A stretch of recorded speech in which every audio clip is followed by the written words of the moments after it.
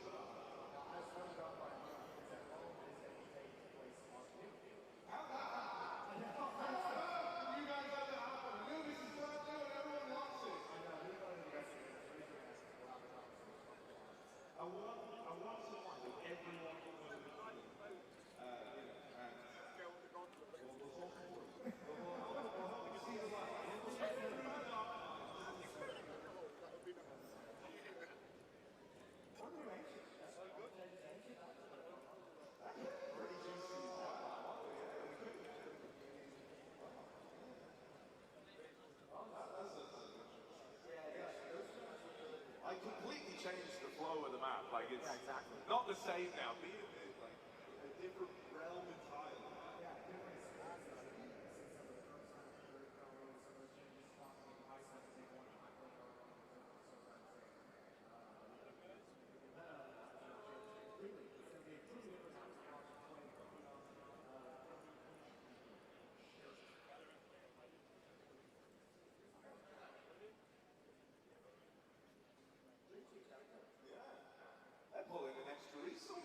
I didn't even know they had this. This wasn't mentioned to us. All right. Out of the back. We didn't see him on the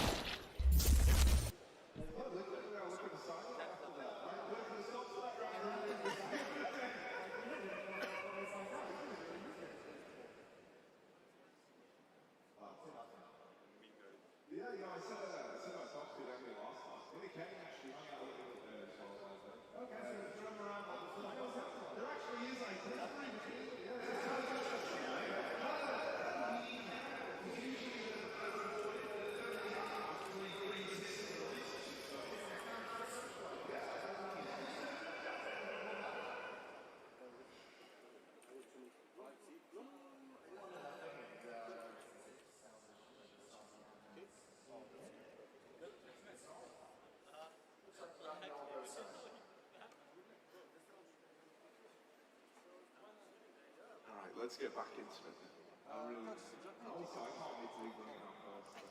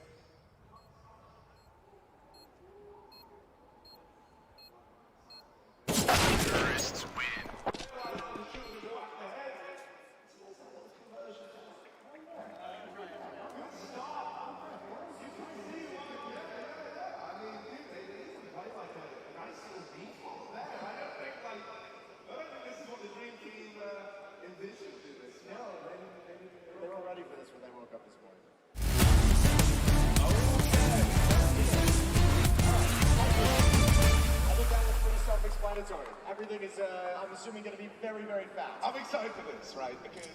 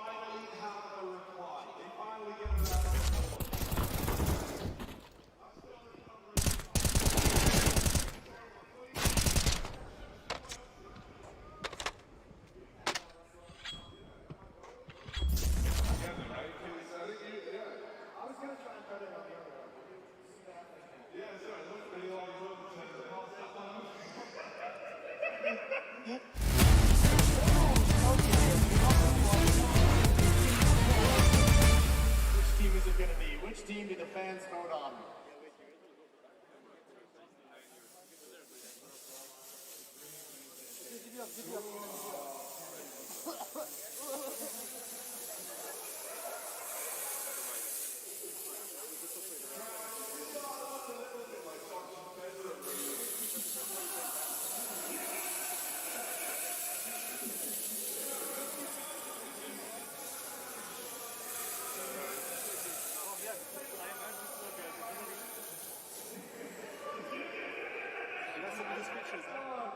He looks so confused.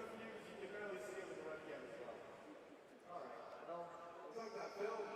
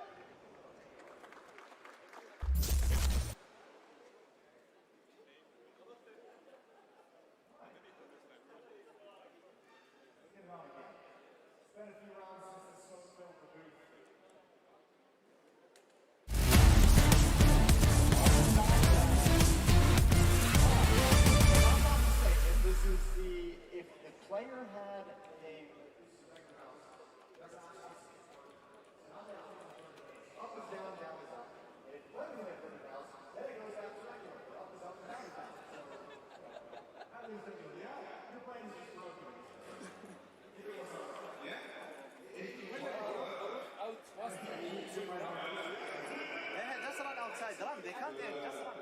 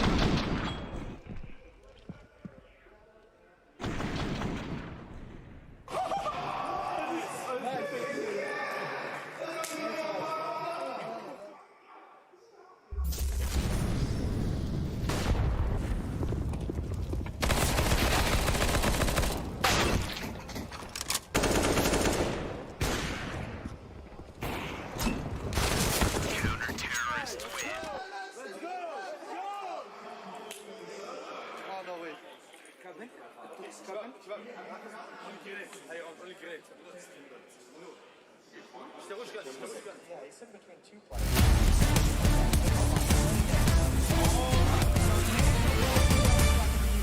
HE grenades, flashbangs, smokes,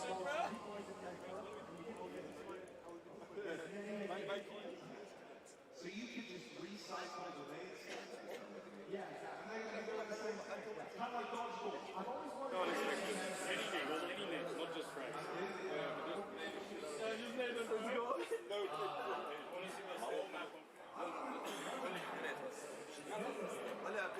some of these you can try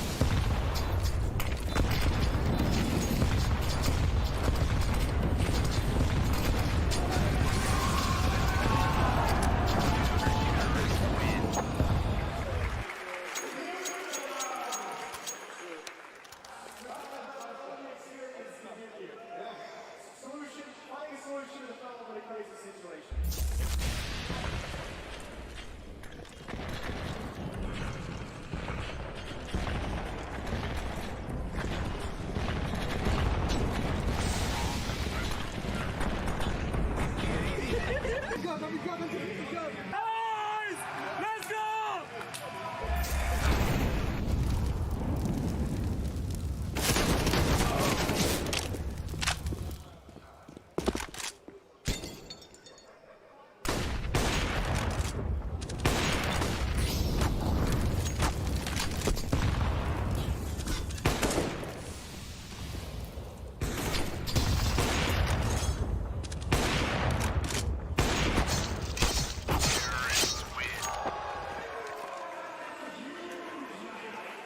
Alright, you say English people? I don't think it's okay.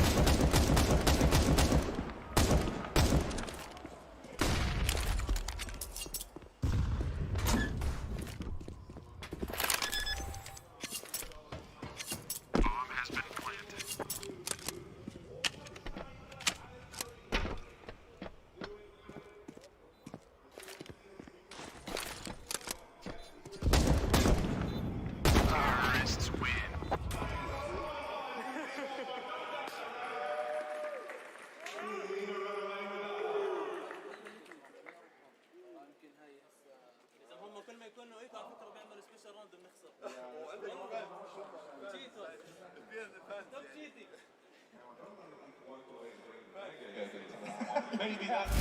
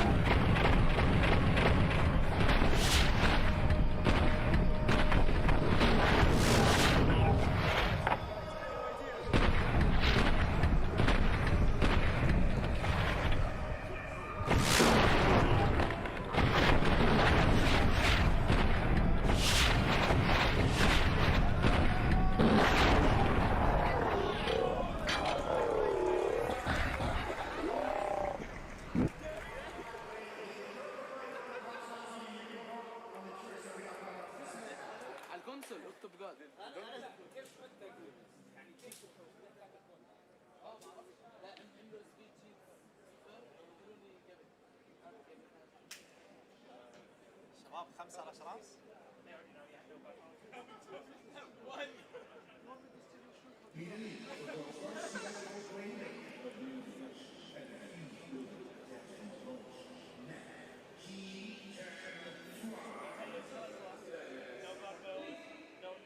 Okay? The other team isn't happy. It's like, nah, you choose.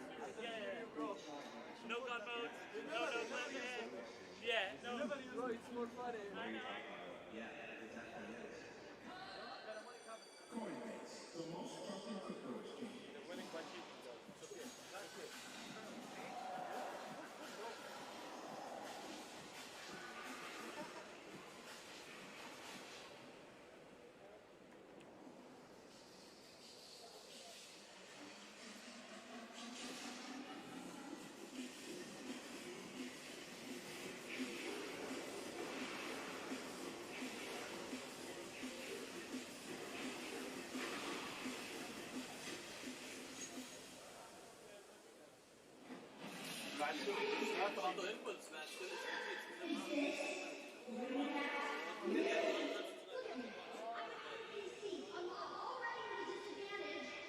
Now you're creating headsets with some new technologies that help you listen better. Good 6 rounds. That's Bonus strategy.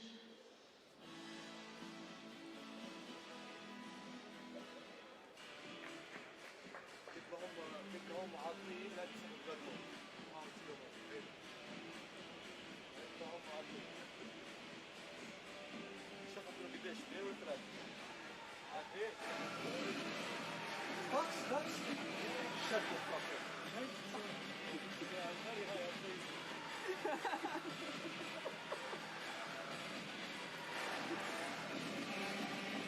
Go! I forgot about it, bro. 5 minute pause. I'm gonna go with my phone.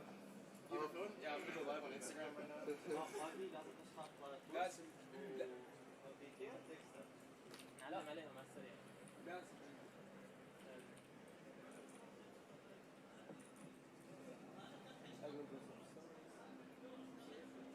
Yeah, actually, you're right.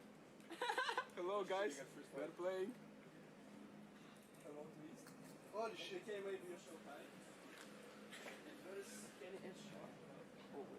Making a story as well. Story time. Nice bro. Hello. Hello! Take the thing. Holy shit, I'm shaking.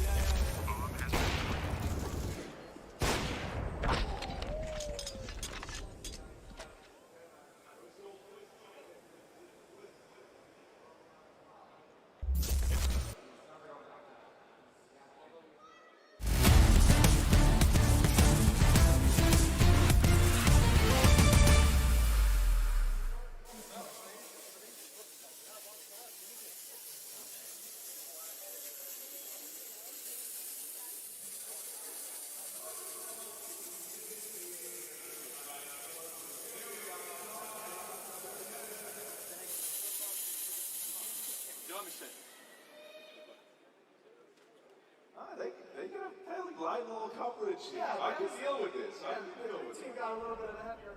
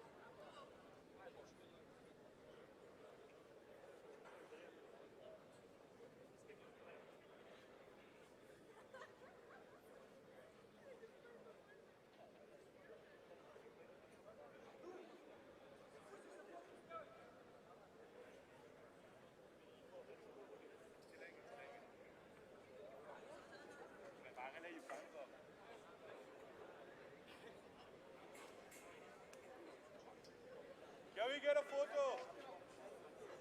Photo. बोला उसका photo होने दो. Yeah, we do this. Oh, fuck. Let's go then. Back.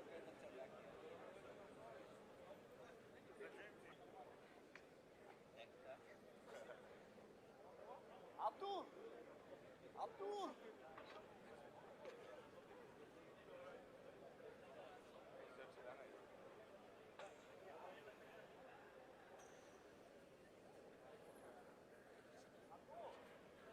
Can we get a photo?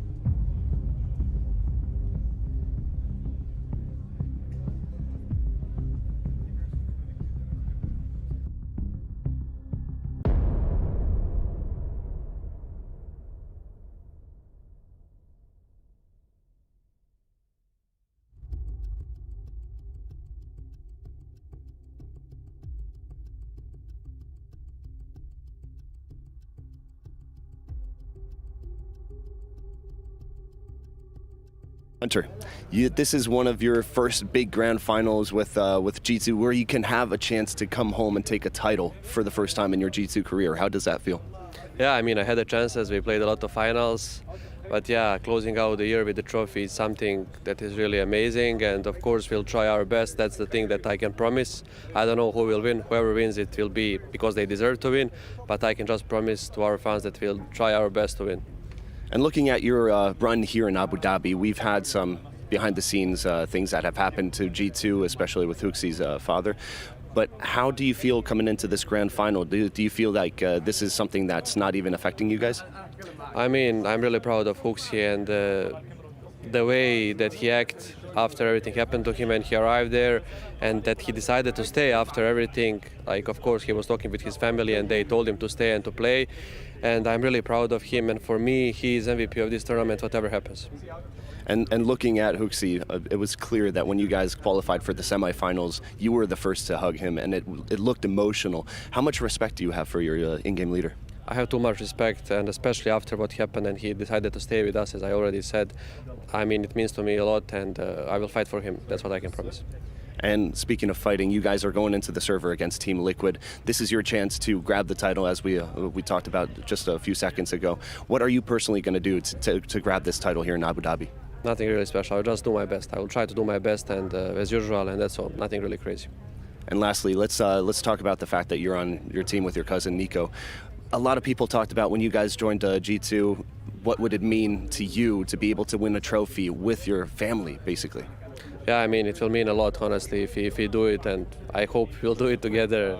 Maybe if not today, maybe some other time. But yeah, we are trying to do this since he joined G2, and since I joined G2, I'm trying to win, and hopefully it will come. It's just a matter of time. We need to be patient, and yeah, just do our best. That's all. Nico, you guys are one step from taking home a title here in Abu Dhabi at the World Final. What does it take to take down Team Liquid today? What does it take to take Liquid down? I mean, we just have to do what we did yesterday, honestly. I think even if we lose, but we give what we gave yesterday, I think we still could be proud of ourselves. I don't think we would be having any regrets. I think we played a great game of Counter-Strike yesterday, and if we manage to do it today, I think we have a good chance of winning. But obviously, Liquid is also a strong team. They can also play some good CS, so yeah, we haven't been in a final for a while now. We just want to give our best, enjoy and have fun while playing it, and the better team will win. And looking at your teammate Monesi, this is his first grand final, especially in a G2 jersey. He's just been performing out of his mind, basically. How much does it mean to you that he can take some pressure off of you as a superstar yourself? Yeah, I mean, it's not his first big final, it's his second. He had the first one at the start of the year in Katowice, but yeah, I think for him, obviously, like every game that he's playing on the stage, it's a great experience for him, and he keeps learning how to deal with it. And like we all expect him at some point to just shine. I think if he's off to a good start and he's gonna have a great game, he's having a good tournament so far as well. So I think you guys can expect to see some flashy plays from him, that's for sure. But yeah, it just doesn't help me, but it helps the team in general when we have a guy like him that can just carry the game over and he can win by himself. And we spoke briefly about this yesterday after your semifinal win, that you, throughout your tenure here at G2, you have stood trophyless until now. You have a chance. Why has that eluded you so far? I mean, every final that we kind of played before, we lost to a better team. I think this is one of the first finals that we are actually going to be better, not better team, but I think we are maybe kind of equal. Maybe Liquid is slightly better, but every time before, like we played against Navi very often, and they were like clearly the better team every time. So yeah, it's not like we were losing like to a worse team or like, you know, playing worse. Just we played against a better team every time, and I think today we can actually be a better team in the final. At least we can play better CS, and yeah, I think that's the biggest difference. And how much influence will you have on the calling today alongside Huxi? Yeah, I'll try to help him as much as I can with my experience and with the reads that I have. I'm the one who's helping him the most, and I'll just do what I did so far, and hopefully it will be enough for us to lift the trophy.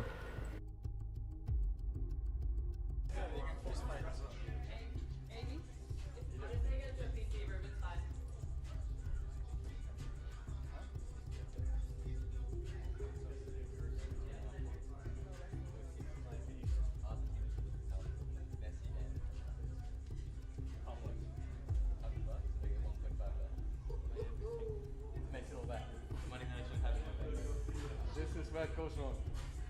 I have to make it all back.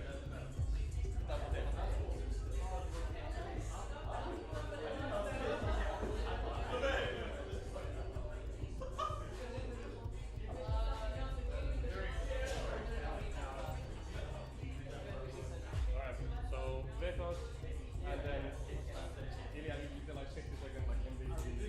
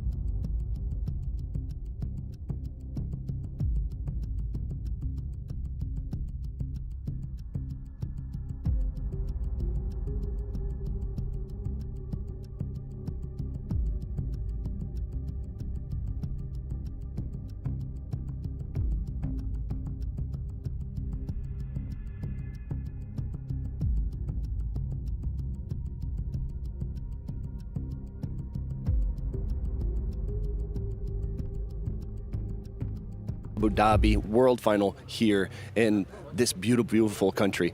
How does it feel? It feels great. We've come so close a lot of these tournaments this year. At the end of the year, we almost won at EPL finals. We had good performances like here and there, and here we're trying to, finally get a win under our belt for what it feels like forever. And looking at your performances here, you guys have had not the easiest way into the grand final. How have you seen your expectations be met? I think that we definitely exceeded our expectations.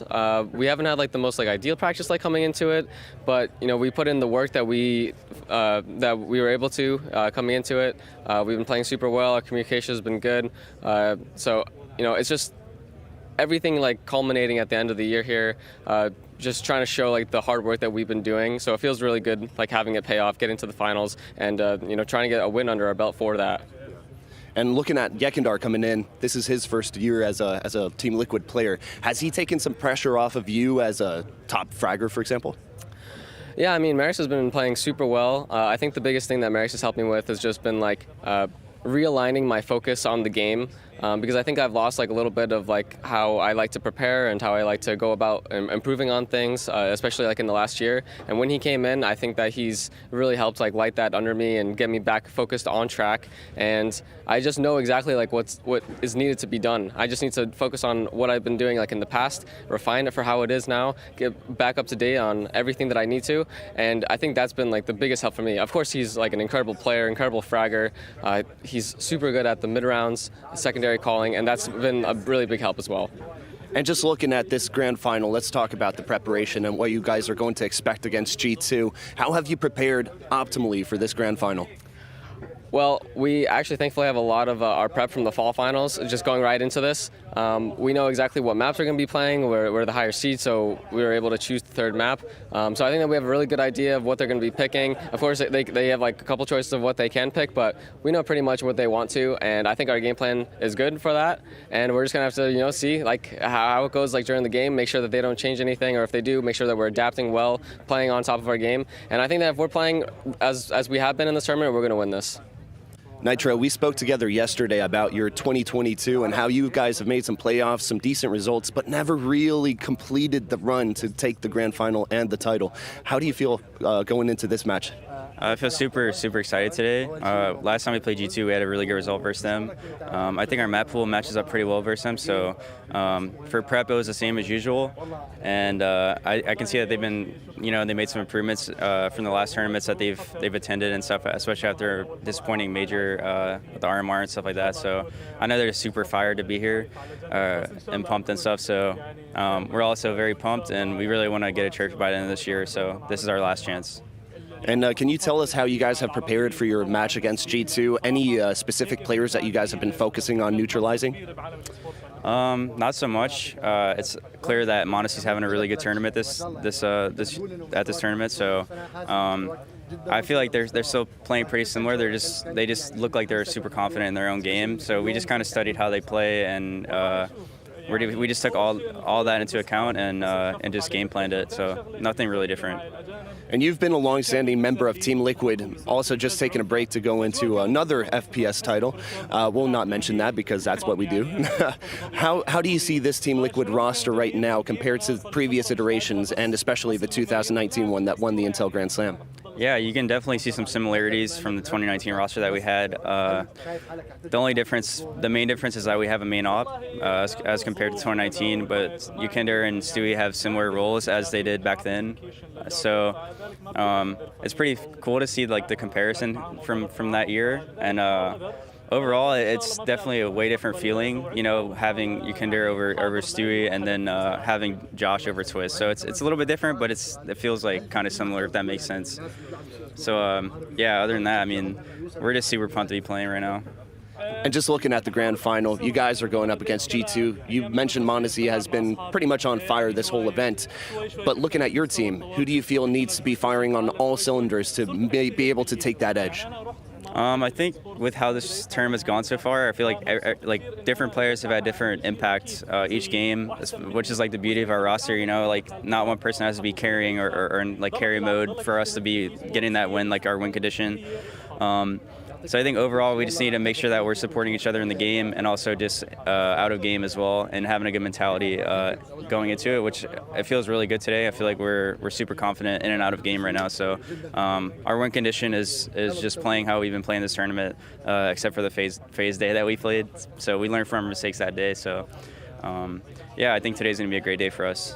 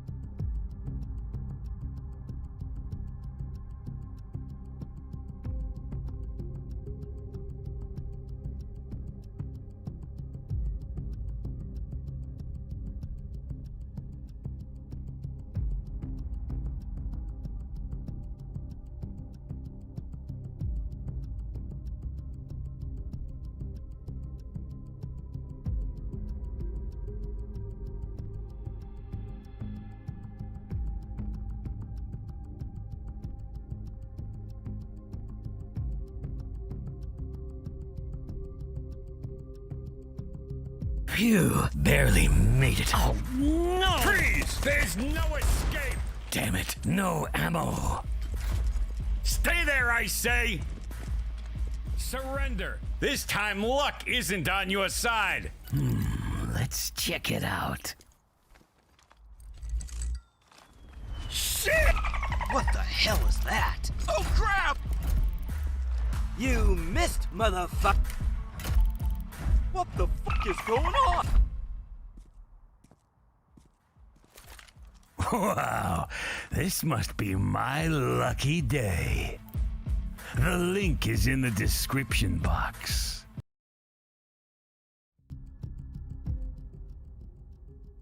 Magandang araw para sa international nating mga viewers at magandang gabi sa mga kaibigan nating mga Pinoy. Nandito na tayo sa pinakahuling laban sa Blast Premier World Final kung saan ang dalawa nating hindi ine-expect na makakalayo sa tournament natin magtutuos sa Grand Finale na nag-iisang tournament bago matapos ang taon para sa Counter-Strike. Ako nga pala si Dad Femina at kasama ko si Solo Rank at i-deliver namin ang Filipino coverage para sa G2 versus TL live on the official Facebook at YouTube ng FOCUSFIREGAMING. Kamusta ka naman, Gab? Never kong na-realize na nasa Abu Dhabi pala tayo pareho.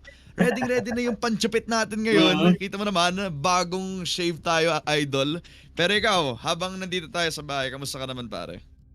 Ito, medyo excited sa ating matchup between these two teams natin, no, boss. Kasi, udab doon, di ba? Itong new kings natin, no, na makokoronahan ngayong gabi. Sobrang excited. Pero ayun nga, ikaw ba, boss Dads, anong ano bang nafe-feel mo ngayon dito sa ating both teams, and especially dito sa grand finals natin, no? Ano ba? Gulat, parang nagulat ako kasi never ko na-expect na yung pareho kong teams na gustong-gusto pero hindi kasi siya tumatagal sa mga tournament. Ngayon, especially ngayon sa 2022, ngayon sila nagtutuos sa Grand Finals eh. Kasi parang yung storyline ng dalawang teams na to, parang i-breakdown ko na. G2, hindi sila nakapagpasok sa Rio event, which sa caliber ng team nila, especially sa talent na nilalabas ni Nico, ni Monacy, parang hindi pa yun naging enough eh. Hindi sila nakapag-qualify dahil sa kanilang underperformance. Si JKS parang underwhelming. Si Hooksy naging meme. Diba laging madali na lang nating i-blame si Hooksy kapag nag-underperform ang G2. Pero ngayon, sa World Final, parang nakikita natin yung kanilang lumalabas na lakas ngayon. Na-eliminate nila both outsiders, FaZe kahapon, na dalawa na nanalo ng major dito sa 2022, which is very, very impressive. TL, on the other hand, so you could say the same for them kasi parehong G2 and TL, walang expectations. Nasa loob ka ng isang tournament kung saan nandun din ng Navi, nandun ng FaZe, nandun ng outsiders, ang heroic. At ano yung pinaka-in common sa kanilang apat? Nakapanalo silang apat ng major event. Sama mo din ng Vitality.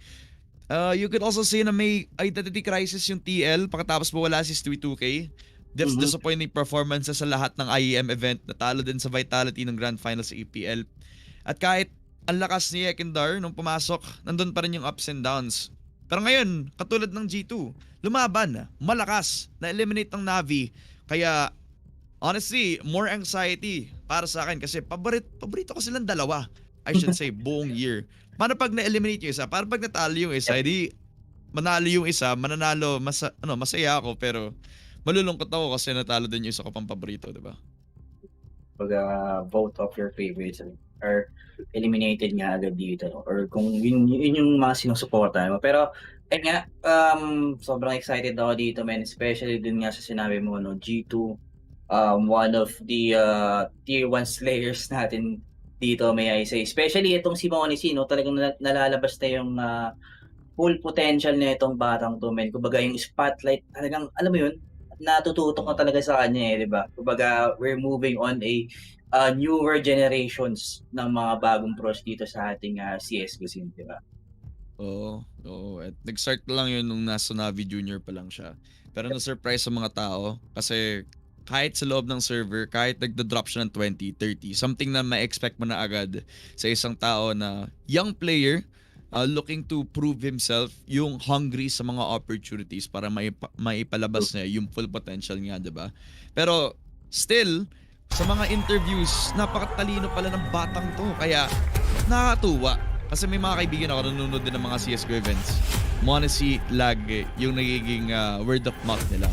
Dahil not only is he one of the most amazing fraggers for G2 in its history pero siya din yung is mga pinaka-eloquent in his young age of 17 or 18 years old, I would say. Kaya yun, parang ang ganda ng story para dito kay Monesi ngayon. Perfect cherry on top na lang kapag nanalo siya dito sa World Final natin, which is the last CSGO event for this year. You can say the same for TL though, kasi they're looking to cap off with their year with Redemption. Again, hindi maganda yung performances all throughout 2022, kaya baka ito na yung Redemption arc na hinahanap ng TL ngayon. True. Talagang feeling ko sobrang gutom na itong team G2 rin din natin dito eh. Kasi parang yun nga, yung parang pinag-usapan natin last tournament na itong G2 parang hindi sila nakapasok at top 8 no? Sa mga tournaments. Pero this time around, kitang-kita mo naman, I think they work out yung kanilang mga Your mistake Excellencies, dignitaries, and all the Counter-Strike fans from around the world, and everyone here inside the Etihad Arena. This is the grand final moment. This is what these teams have been working for. All year long, the best teams have sacrificed. They have fought hard. They have lost. We've seen tears. We've seen emotions. We've seen so many of these players lift trophies. But one of these two teams will lift their first trophy here today, and they will do it in style for the World Final. This is an unlikely grand final, but they've proven their worth. They've showed their dominance and taken down the other teams around them, all to fight it out one final time on this stage. Are we ready? No, I don't think you're ready. Are you ready? Let's do this! Let's go. Oh man, tamang-tama yung sinabi ni James Banks, man. Itong G2 at TL, unlikely grand finalists. Dahil sa performances buong 2022, parehong disappointing. So eto, redemption para sa kanila. World Final na pwedeng makap up yung year with 2023 in mind. Dahil mas marami pang tournament. Kung marami ngayon 2022, mas marami pagdating sa 2023. At eto, yung pang-end nila, pang momentum shift na lang pagdating doon sa next year. Now, only 2 teams remain. I believe. One more pero step to ay climb. talagang you can't underestimate itong idea din ng G2, which is itong si Huxi, di ba? Makita mo naman yung paglilid niya doon sa ating Copenhagen. Diba? Nandun pa sila. 15 kills na si Huxi ngayon eh. Yun yung improvement. Kasi hindi na siya takot kumuha ng mga you can feel the emotion in the G2 camp. You can feel it feeling ko yung synergy nakuha na talaga ng buong dito eh. Buong G2 squad natin. Diba? Kailangan talaga tumama dito ng matindi si Monesi. I was watching this live. Kahapon to eh. Tapos I couldn't cast kasi masakit yung plus coming up from another event. Pero watching this live, grabe si Monesi buong series. At saka si JKS against FaZe na nakapag-eliminate nila, diba? Etong triple kill na 2 beses, 3 beses yung ginawa. Sa loop pa lang. Eh, alam mo na yung G2 yung mananalo sa series na yun. Talagang grabe rin talaga yung audition dito ni JKS. The journey for G2 has been fantastic here in Abu Dhabi, securing wins over the champions of 2022 and getting revenge in the rematch versus FaZe to grab their grand final spot. JKS stepping up and mouse-wheeling his way to success for the team, providing the impact they needed and going savage at the perfect moment. Hunter, he comes into the final after skyrocketing above FaZe, getting closer and closer to the trophy that he has longed for. Now it is in touching distance. Huxi, this is what he wanted. This is what he fought for. his first ever Elite Grand Final, and now he must call the ultimate game plan to help bring his team the trophy. Munacy, the baby goat, he's putting up numbers that could see him be the tournament MVP. His ascension this event has been incredible. He's been the shining star for G2 right when they needed it.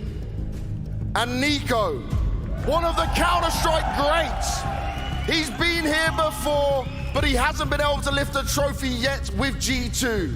He hasn't touched a trophy since 2019 at Blast Copenhagen. Has the time finally come for him to achieve that title once again? Looking to bring glory to their organization for the first time in a long time. This is G2 Esports! Kakatuwa. Dahil dun sa mga intros na lalabas si James Banks, kuhang-kuha yung story at yung atmosphere na kailangan para sa G2. Redemption, tapos yung si Nico na yet again, na nilabas na agad since 2019, wala pang tournament win. Etong grand final na to, ang chance, ang opportunity para makuha niya yung tagumpay after 3 years. Diba? Grabe. Totoo. Liquid certainly ready to flood the arena after fending off the tumultuous tides of the group stage. If you tell me that NAF and the Liege are the highest rated players, that means that you have a roster. Liege is going to have an opportunity. He sees 3. The transfer sobrang exciting talaga. kill. In the card deck, Nitro has so many trump cards you can use with this roster right now. Kasi hindi lang laro naman yung nagiging invested ka, diba? Hindi ka lang sa laro na sa storya ng parehong teams ito. Katulad nitong TL, diba? Parang up and down kahit hindi secondar na hinahype up ng mga tao as being like one of the best pickups for Team Liquid in a long time. The most amount of entry frags right before Rio where pagdating doon, Team Liquid have shown us that they are eager to get back to the glory days, and this year has proven that they can do it. Simula nang Here at pumasok the itong si World Markel or Finals, itong they si can Eginda, talagang end the napadali drought. yung buhay ng Team Liquid. The nastiest man on the Power server. na nagpo-provide His na itong face may player na not to. show it, but all that energy, all that emotion comes through in the game, stepping up whenever they need him. Yakinda, if there is space, he will take it. If there is a gap, he will exploit it. His razor-sharp aim and huge confidence has been crushing everyone that stood before him here.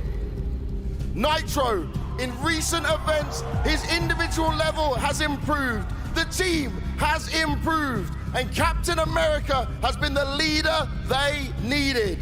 Now it's time for his final test.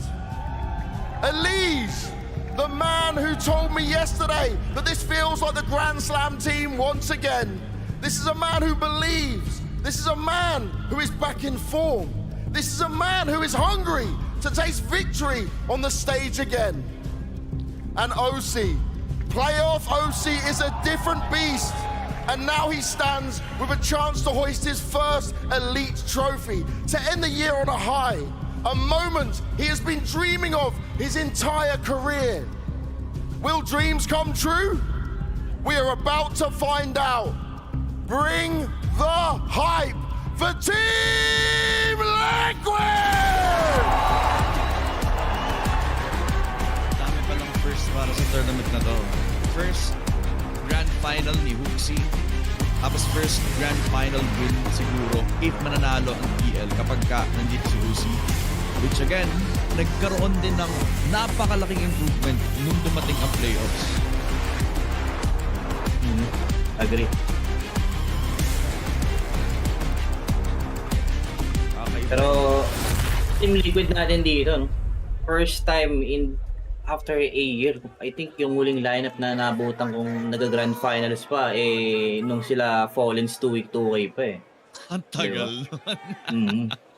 Pero ngayon, no, nakikita mo naman Elige and Nafly, and Nitro as well, no? The last 3 veterans natin dito sa Team Liquid. Parang si Nafly na nga yung highest rated player. para sa Team Liquid ngayon eh. Parang kahit mababa yung performance ng Team Liquid as a team, mataas yung naging floor nitong si Nafly. Sa kada laro nila, si Nafly yung laging consistent na nagiging performer para sa kanila. Tas sa mga multi-frags, never expect that somebody as slow and slothy like Nafly can pull off things like that. Kailangan maging ready itong G2 against Nafly, pero ang laki ng pwede nilang ihandog din dito eh, kasi nandito din si Hunter na you can say the same as like parang consistent fragger din, rifler na mataas ang ceiling kasama nitong si Nico, pero parang supportive to Nico's fire ngayon si Hunter na pwedeng mag-deliver para sa G2, whereas TL relying on the duo, the trio actually, Nafly, Elige, tsaka si Yekindar. Whereas they just switch around kung ano yung rifling rules na meron sila. Pwedeng si Elige yung maging entry, pwedeng si Yekindar yung maging entry. Depende na lang siguro kung sino yung mainit para sa araw na yun. Ano lang, no? Switch roles na lang. Kumbaga, yung gagawin na itong both mad fraggers natin.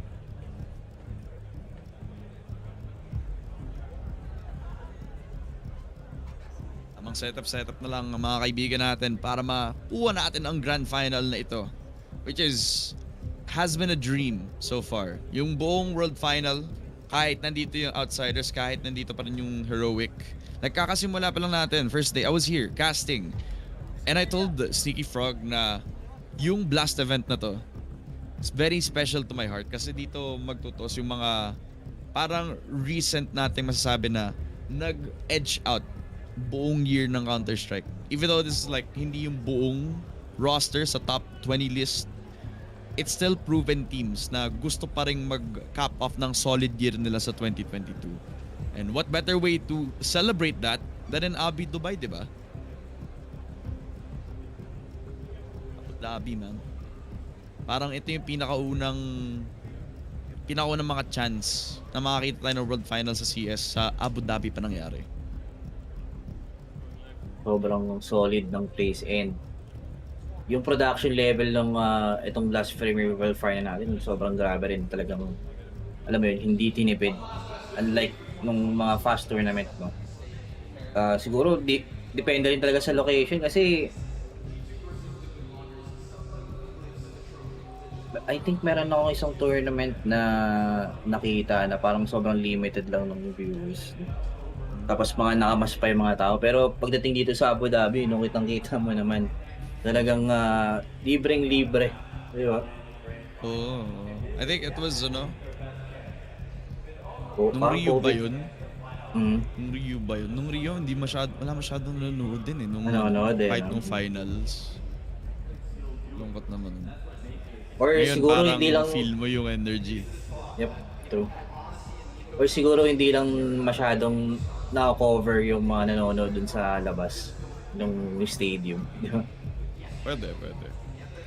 May ganun ding incident eh.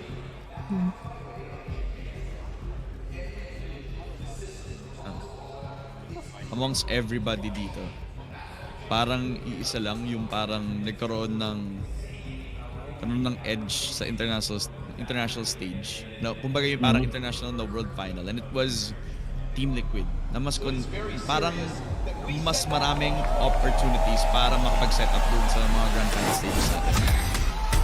So you could say na even though they're not the favorites, they kind of have an edge.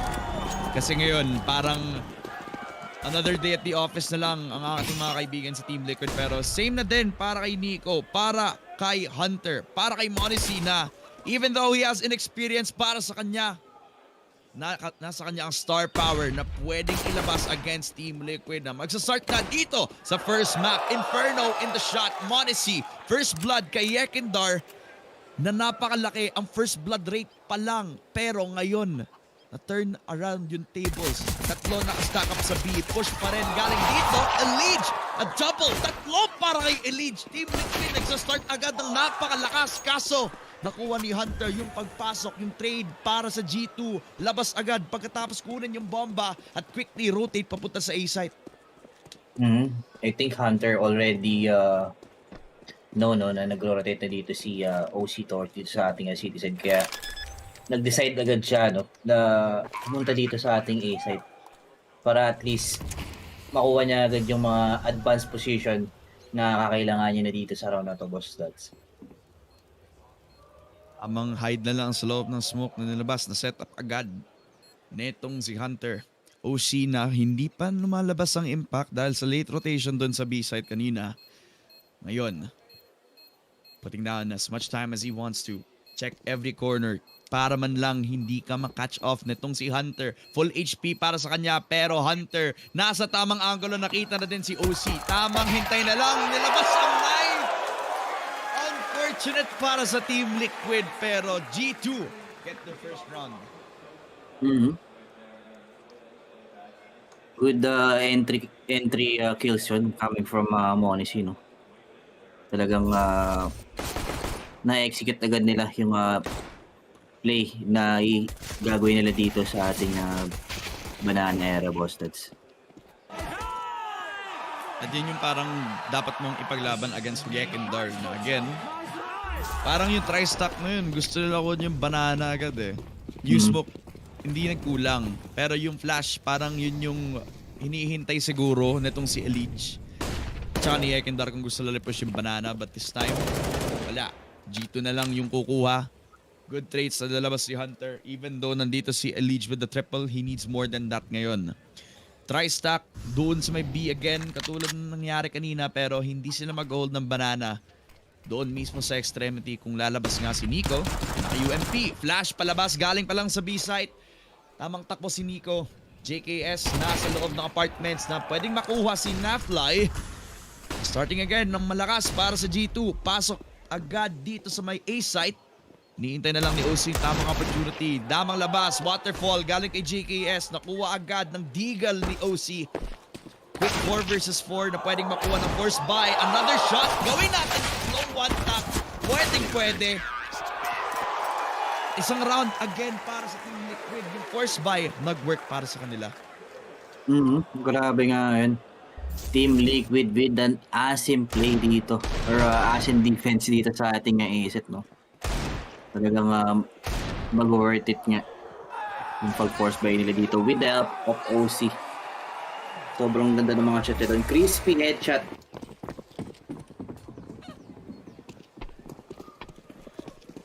So let's see. 1-4-1 tayo dito and Bostads and G2 Esports. They only have 8 pistols in their hands with a couple of utilities. No? So tingnan natin kung ano yung magiging last play setup na gagawin nila dito. Pero I think mukhang dry pick.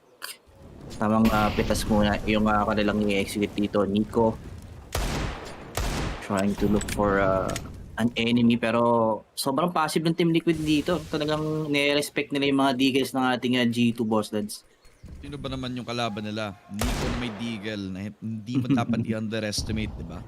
Namahod na lang dito sa top mid. Elige, spray papunta kay Nico at nakuha agad ang star player. Tamang hanap din si Yekindar with the UMP. Big in rotation. Hunter with a double galing doon sa Tech 9. Naku po. Ito yung dapat irespeto ng Team Liquid. Pag nag-push sila, binibigyan ng opportunity for guns. JKS with a one-tap yan naman dito kay OC. Handog ng revenge na ginawa nila doon sa previous round. Pero si Hooksy, ginagamit ng contact para makapag-rotate sa B-site. Kahit ang layo nitong si JKS. Nandito yung trust para makuha yung dalawang picks. Ito yung headshot kay Nitro. Now si Elige na lang ang natitira dito. Kung nandun ang triple kill dun sa first round, what about the 1v2 clutch? Grabe nun. Grabe naman yun, boss. Napakabilis sa pangyayari. And it was a equal round. Tapos natalo pa yung Liquid natin dun. Napakasakit. Sobrang damage sa economy nila yung boss lads. Sobra. At yun yung parang ironic kasi yung mga pistols pa yung nag-start off ng yung multi-frags ng pistol ni Elige plus yung one taps ito si OC na parang nag-exchange lang sila ng 3K.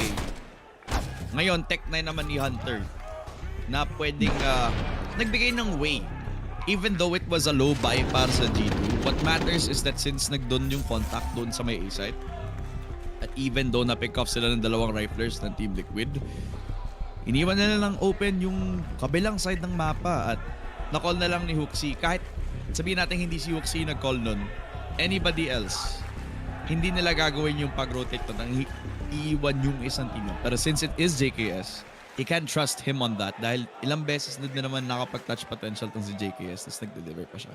So. And let's see, medyo payat bay na manggagaling dito sa ating Team Liquid. FAMAS with M4 and 5-7. Not really sure kung meta to ngayong 5-7 natin dito. Pero ayun nga, couple of smoke. So tingnan natin kung paano i-utilize main game ng Team Liquid yung kanilang utility ngayon. Parang tamang pecha de peligro eh. Pecha de peligro rin. Sardinas, tuyo, nakakamatis. Ang laban against mga naka-fast food ngayon ang G2. Pero ito yung nag-iisa nilang buy. Pag nawala ulit yung mga guns nila dito, wala sila panlaban sa susunod na laban. Nico na again nagsispray na lang doon sa B, hoping na baka makapag-pull siya ng rotate doon sa B site. Pero nandun yung trust kay Yekindar para sa Team Liquid na i-hold niya na nag-iisa. Play na lang for retake. Dahil doon sa positioning na meron si Yekindar, you could just have him go back kung hindi nga magko-commit doon sa B site ulit. So walang overcommitment. Nandun nga yung crossfire na pwedeng matulungan ni OC itong si Yekindar.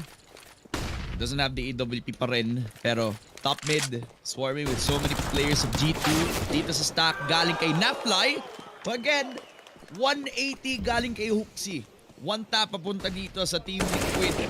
Push agad sa A site dahil dito lumalabas tong si Huxi. Entry papunta sa loving arms ni Elige. 2 for 1.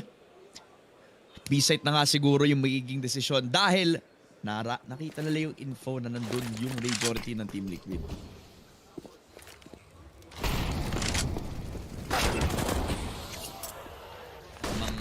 Hintay na lang si Yekindar na nag-hold ng B-site na nag-iisa kanina. Pero nandito na nga ang rotation. G2 with the hesitation. Pwedeng ma-cost yung life dito. Cross in towards the smoke. Para dito kay Yekindar. Flash comes through with a 2 versus 2. JKS kahit walang time. At least nakakuha ng patay. But Team Liquid, they still get the second round. Team Liquid is doing good right now, boss. That's talagang grabe yung firepower na pinapakita agad nila dito early rounds pa lang. Especially itong si Huxi, no? Fragging IGL, men. Walang takot eh.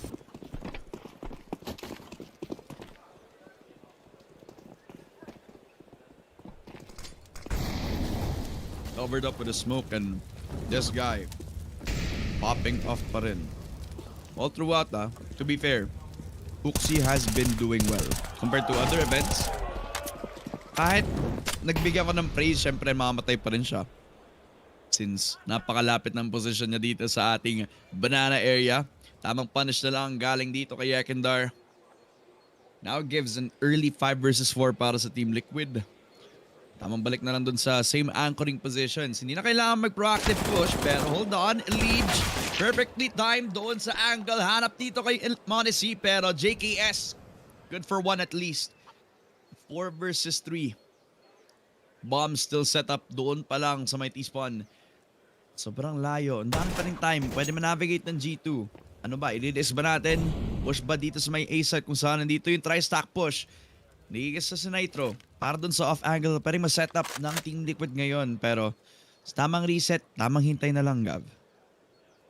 I think G2 knows, no, that they already pulled the rotation dito sa side ng ating Team Liquid. Kaya confident na sila na mag-commit kayo dito sa ating beam bomb site. So Nitro with an SMG, tignan natin kung gagana nga ba yung kanyang SMG dito against 3 players ng ating G2 Esports. Pero Hunter, what a good flick using that AK-47.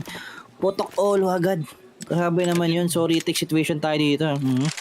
Yun sana yung pwede na lang pang entry, pang open up para hindi makuha yung plant dito sa may B side. So Even 3 versus 3. Meron silang space na nakuha dun sa construction. Yekindar with the first dito sa post plant natin. Good flash galing kay Nafly. Pwedeng makuha ng 3 versus 2. Team Liquid, they have all the full buys in the world. Only relying on Nico's AK OC. Finding ito si Hunter. Good spray sa dalawa. 1v1. At nakuha ni Nico ang clutch para sa G2 Esports. Lead papunta sa squad. Kailangan ng redemption arc. Falling on that one man who has the only gun para sa G2. Nag-deliver sa ating round ngayon. What a shot coming from Nico, grabe. Sobrang tilting moment dyan para sa side naman ng Team Liquid kasi 1v3. Then isa na lang yung umubo sa inyo. Then sobrang ipit na ipit pa yung position ni Nico dun, no? Pero still manage to clutch that round. Oh my God. Team Liquid natin dito ngayon, few stars lang, boss dads, no? Eco buy across the board para sa Team Liquid ngayon. Gusto nga yung ginamit niya yung cousin niya pang contact. Akala nila pwede nilang iisa-isa. Pero at least good damage na naset up agad. Konti galing dito kay Hunter. You give the one rifle, the man that you can trust, the man who needs to deliver para sa G2. Again, same type of pace, trust given up to Nico para makontrol yung banana area. But that's a quad setup. 4 na nakasetup ng same crossfires. May 3 na nakatingin sa same area. May nakaboost din. So, medyo difficult yung pwede na lang i-cut dito. Nico has to check every single corner para sa G2. Kahit nandito yung smoke, may tao sa taas, may tao sa flowers. Wala pang nag-check, hindi pa rin siya namapatay, mga kaibigan. Nico, wala. Nandito yung blind. Nahanap si Yekindar. 2 for 1. Nakuha yung entry sa B-side. Team Liquid. They give away etong B-side papunta sa G2. Uxie even getting another papunta kay Uzi. 4 versus 2 ngayon. At yung pistols para sa Team Liquid, kayang-kaya ba to? Napakalayo ni Elige. Baka ibigay na lang yung round na to. Sayang, ang ganda na sana ng setup na ginawa ng Team Liquid natin doon, no? Yung flash play sana na gagawin ng Team Liquid, ang ganda sana nun. Kaso Yekindar, nabulag siya dun sa second flash ng G2 eh. Pero if ever, no, kayang makapitas at least 1 to 2 kills sana doon ni Yekindar dito sa round na to, boss dads. So, yep, G2 just continuing yung pagkuha ng ating rounds dito, no, and having the early momentum. Nako po, pag nagtuloy-tuloy ito, especially itong si Nico,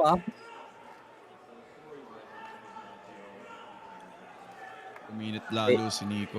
Pag uminit lalo ito, may kalalagan talaga tong Team Liquid natin, no? Sadya. Man. You gotta give props though para sa Team Liquid kasi they have a good read. Dahil dun sa same type of info play na ginagawa ni Nico, that would have been like the only window that they had. Kaso hindi sila nag-push. Talagang hinintay na lang nila. Kaya nung namatay yung crossfire, wala na silang isa pang layer of defense. Ipagpupush nga sila palabas dito sa banana. 5-man stack kung magro-rotate pa nga itong si Elige doon sa may A site para sa Team Liquid. Pero babalik na lang dito sa B kung saan tamang default na lang. Hintay-hintay para sa G2. Monesi, mag-iisang first contact. Kung pupush nga dito ang 3 players ng TL. First shot kay Nitro. Nandito yung support galing kay Hunter. Tamang break na lang doon sa, pwede nilang push doon sa mid-top area. Tuwan nila si Huxi, pero si Huxi lang yung mamatay para sa G2. So clean, slow pace all across the board. And TL, ito yung buy round naman nila. This is gonna be the Team Liquid's buy round, mga sir. And let's see kung magkakaroon na ba sila ng sagot dito sa ginagawang ofensa ng ating G2 members, no? Or G2 players. Lalong-lalo na dito sa banana, no? Parang hindi nila masyadong kino-contest, no? Kaya yung G2, sobrang dami nilang free will na control net. Limited utilities lang kasi alam naman nilang hindi kino-control. Early rounds pa lang di ba? Kumbaga, pag early rounds pa lang, alam mo nang may sasabog na smoke, may molly agad, di ba? Mga close molo or far molo dito sa may banana area. coming Walang to. flash pick. Walang flash pick, di ba? Oo, Kaya, wala nang nagpo-push mismo sa banana eh. true. Kaya yung dito natin, halos nag-walk na nga lang ata. Hindi na gumagamit ng utilities dito eh. Dry pick na lang kung saan-saan. Iyaan mo na lang si Nico yung mag-push. Kasi calculated na naman itong si Nico makapag-push eh. Ngayon pa lang sila gagamit ng molly, flash, pero walang magpipick dito. Galing ata kay Yekindar yung flash na yun, kaya tamang backup na lang for now yung dalawang anchors ng Team Liquid. Pero ace side, sobrang daming players na pwedeng mapag-push. Ito yung waterfall, nandito na agad si Hooksy all the way over to mini balcony. JKS waits for his turn to fall. OC gets picked up by JKS, the Australian. Ito ang double kill. At pagpasok dito sa ace site, walang contestment galing kay Team Liquid. Nitro na nag-iisa. Tamang takbo na lang. Grabe, I like the comms coming from G2. JKS, alam niyang meron pang isang member dun sa A-short, kaya nirequest niya yung flash dun sa kanyang teammate, no? Kaya nung alam niya nang nabulag, tinake niya na agad yung opportunity na i-take down dun sa A-short itong si Nafly. Ganda din ng first flash kasi yun yung nagpabukas kay Hooksy eh. Si Hunter pala yun, yung nag-flash dun. Ganda ng comms ng G2 ngayon. You feel yung intensity. And it's been, that's what's lacking para sa G2 nung nagsimula sila with the roster that they have ngayon. Yung trust para sa isa't isa. Na yeah, I can give you this utility, I can give you the smoke, you can just do whatever you want. Nico na naman, hinihintay, hinahayaan na i-push sa B. Walang contestment pa lang dun sa banana, kaya walang pressure. Nalalabas itong si Showmatch. Again, smoked off. Molly the way, pwedeng ilabas ang players ng G2 pag-push dito sa may B side.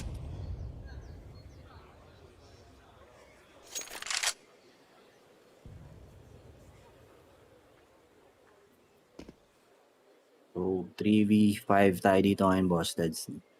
And G2 sobrang scattered pa rin ng kanilang positions right now. I think mag-sell muna sila ng fake dito, no? Para at least ma-pull din nila yung rotation kung meron mga Team Liquid players na nagde-depende dito sa ating A-side. Pero ito na. 2-2-1 tayo dito and na-fly na lang dito na ngayon dito sa ating Team Liquid. No? So, possible na i-save na lang yung AK-47 niya dito, man. Kasi sobrang no sense na, no, if ever na mag-exit frag ka pa dito or kung gagawa ka pa ng damage. Pero sa side naman ng Team Liquid, I think gusto rin nilang i-hunt tong si Nafly kasi for sure talagang alam nila na na kumuha rin ng baril itong si Nafly, man. Kaya kailangan nilang i-take down to ngayon.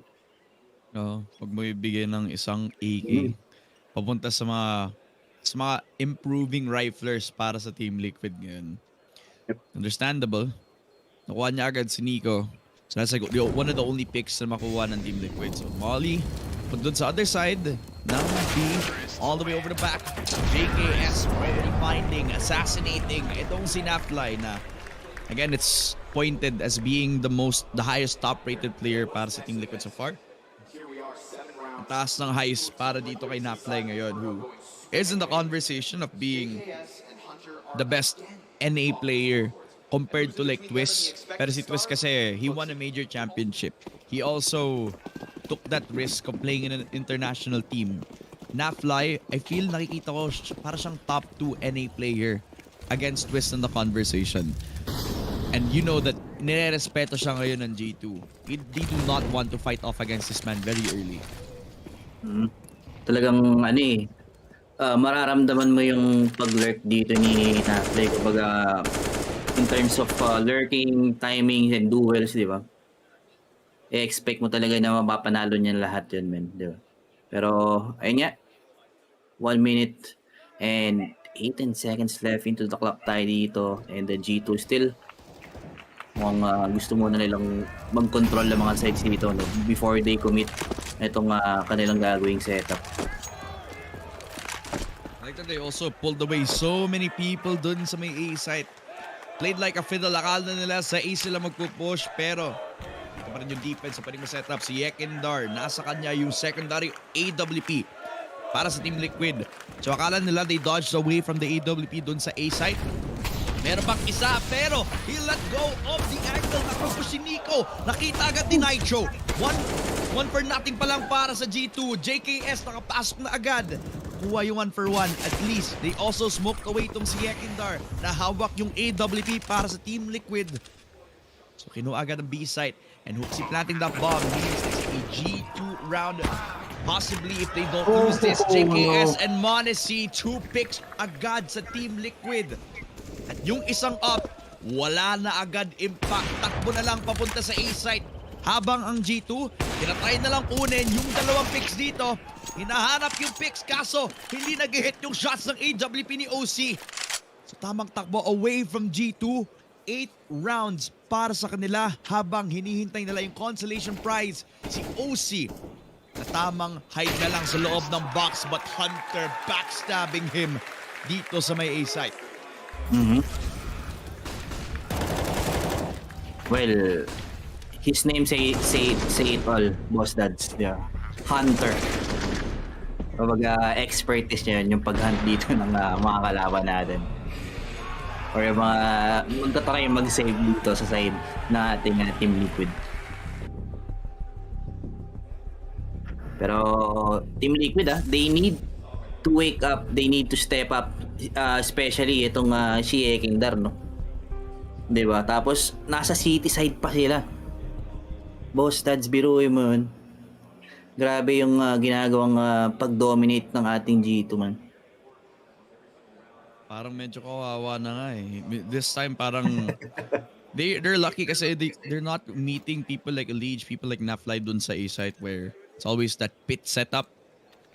Yung apartments na inattempt ni Nafly na save off agad ni JKS. So baka hindi na lang nila hinuhold yung apartments katulad ng dati. They put more focus doon sa B kung saan nandun lagi si Nico. But Nico has been doing silently a good job of again pulling yung rotation. Yung lurks na kaninang ginagawa nitong si Nico all the way over to B. And yung point of conditioning na yon dito magpe-pay off dahil they were convinced na B ulit yung magiging read for G2. But no, they switched things up. Balik dito sa A site. 2 lang. Pwedeng 4 yung magiging kalaban ng G2 ngayon but they smoke off the right places. Tamang hintay itong si Ekindar habang nandito yung smoke.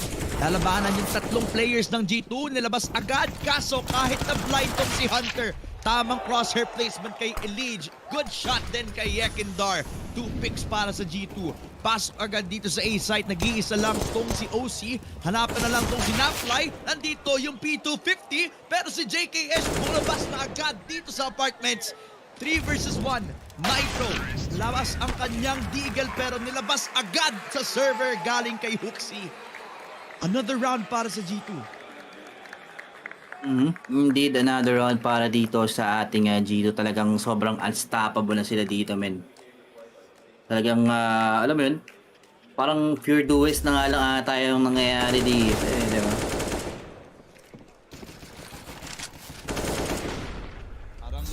Optimistic pa nga yung duel na ginawa nitong sa mga players ng Team Liquid eh. Dahil dun sa flash na nilabas itong si Nitro. Pero Hunter, kahit wala siyang mata, nakakapatay pa rin eh. Grabe yung niya eh. May instinct kumbaga. Itong si Hunter kung saan talaga lalabas itong ating Team Liquid players. Pero Liquid if they lose this round, kitang-kita mo naman yung kanilang economy down to the drain. Talagang plus 2 rounds na naman to at possible na magiging 11-2 if ever. Medyo nanlamig tong sinafly ngayon sa Grand Finals natin where they definitely need him more. Si Ekindar naman yung naging proactive which is shown doon sa kuha niya dito kay Nico. One lurkers para sa G2 na mitigate agad yung lurking potential doon sa B site. Ano yung magiging response dito? Pwede na lang ibalik to si Hooksy. Katulad ng ginawa nila kanina, full rotation doon sa A, pwedeng push doon sa banana katulad ng ginawa nila. Pero hindi. Apartments push. Nafly na naman na malapit dito sa loob ng apartments. Supported nandito si Elige, JKS, good angle. Pero nandito si Elige para matrade ito immediately. 3 versus 4, pasok agad kahit blinded. Nakita si Hunter. Slowly but surely, Team Liquid recovering sa mga duels sa ginagawa nila dito. At Hooksy down to 4 HP na naman. Yung impact ni Elige bumabalik. Nakuha yung headshot kay Modesty.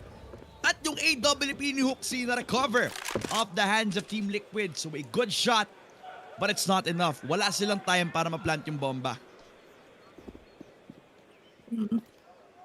Mga Hooksy will just give this round to Team Liquid. Talagang hindi niya na rin i-commit yung pag-try na pag-plant dito sa bating bomba since grabe na yung pinakitang crossfire setup dito ng Team Liquid.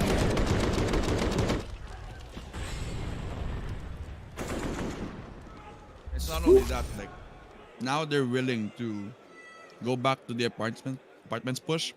Kasi may kasama na si Elige dun sa pag-hold niya dito. Whereas Nafly, if he was solo, then they wouldn't had anything to trade off of. Wala silang pantubos. This time, everybody has equal ground. Lahat naka-rifles. Pwedeng makipaglaban ng isa't isa. Apartments push again na sineset up ni Hunter. Open up agad yung possibility of the push onto the A site. Pero G2 are playing this calm, knowing na hindi papalaban ang Team Liquid. Walang rotation agad-agad. Right after, nakapag-push agad si Uzi pabalik dun sa B site. Yekindar, tamang flash, tamang molly galing sa Team Liquid. Hooksy, ito yung entry. Pasok agad into the AWP of OC. At nag-trade pa nga sila 1-for-1. Wala nang push doon sa B-site dahil yung presence ni OC, kitang-kita yung impact. Pero ang ganda na ng lurk dito ni JKS dito sa ating Archer. No? So tingnan natin kung magkukupit na ba yung ating G2 dito going towards sa ating A-site. Pero OC having the better angle against JKS. So 3v4 and I think madadivert na yung ano nila dito. Pag-attack dito sa round na to. Mukhang B-site na ata yung kanilang pupinterin, boss nuts. Ako yung late info na nandun sa A-site si OC. Nandito yung tamang rotation pero na-smoke off agad. Kahit na-flash itong si Nitro. Wala siyang chance dahil nandito yung utility. Nandito yung tamang players ng G2. 3 versus 3 ngayon. Kapag nag-dissipate na yung smoke, na yung pwedeng makuha na retake. Sobrang risky dahil wala masyadong pera ang Team Liquid. Pero double stack doon sa church. AWP ni Nitro and everybody else nag-pop off na para sa G2. Another round and I believe double digits na ang G2 against Team Liquid who are struggling to find another proactive answer. Unfortunate para sa kanila kasi napaka-optimistic. OC has been hitting shots at the AWP na naman. At kahit, I wouldn't say perfect yung mga entries nitong G2, they work. And it's because they know where OC is. Tsaka gusto ko yung ginawa dito ni Monisi, sobrang bilis ng kanyang reaction tsaka decision making, men. Biruin mo yun, nakapag-decide agad siya na akitin yun, then i-wide swing at i-challenge yung duel dun sa mga guys na nag-retake dun sa ating tertiary boss, let's say, diba? Oh yeah. Oh man. Kasi now they recognize yung potential ng AWP ng Team Liquid ngayon. And if G2 want to go for that push, then OC is the big picture. Now they shut it down. Wala nang AWP on the hands of OC, but they still need to think about Yekindar picking up that AWP. But they also lose yung aggressive rifler na meron ang Team Liquid. Si Elige naman yung kukuha ng range na yun. So, one less AK off the board. G2 Esports, slow-paced push on to B. They played Team Liquid like a fiddle. Tatlong nakastack dun sa A-site habang nag-iisa lang si Nitro. So, tamang hintay na lang sa rotate para sa Team Liquid. Pero at least nakuha si Nico pagkakunta ng cross. B-site swarming with so many players of G2 Esports. They have the bomb. But what about the decision making for Team Liquid? Lalaban ba sila?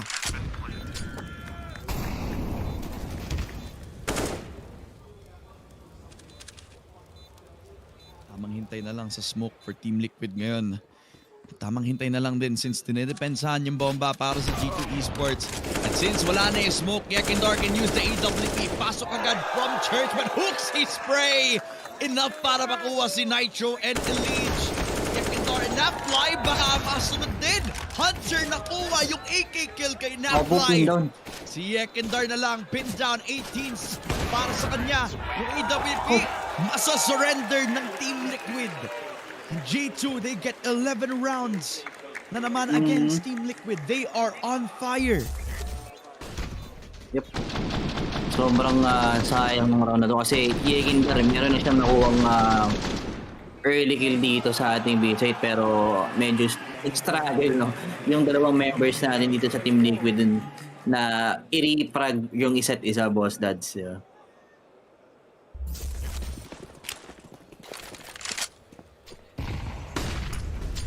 So 11-3 tayo dito and just the same lang, no? Yung ginagawang play ng ating G2 dito pero Nitro sasalubungin niya yung push na gagawin dito ninyo Hooksy and Yekindar as well. So 4v3 JKS and Monacy and Hunter na lang ang natitira dito, boss dads. Tignan natin kung paano nila i-equalize or kung paano nila i-isolate yung mga 1v1 duels dito, no? Or ano ba? Ano bang decision nila dito? Burst ba to or I think it's a split. Hindi nagpo-push si JKS kasi hinihintay nila yung push doon from mid-top. Kapag na-confirm nila yung tao doon sa balcony, then that's a safe plant. Nandito na agad yung Sinapfly dito sa pit. Kaso naluto ni Monacy, but OC na nag-hold down ng B. 3 kills galing sa young player ng Team Liquid. Just like that, they break the streak of G2 Esports, man. Ito yung kailangan nila. True. Pero OC, naalala ko yung position dun ni Coldzera dun sa angle na yun, man. Sobrang memorable, man.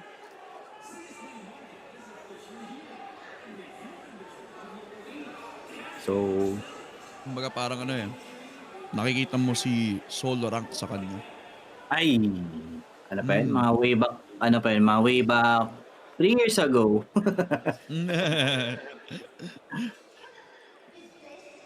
Hindi pa ata nagsisiyas si OC ng time na yun eh.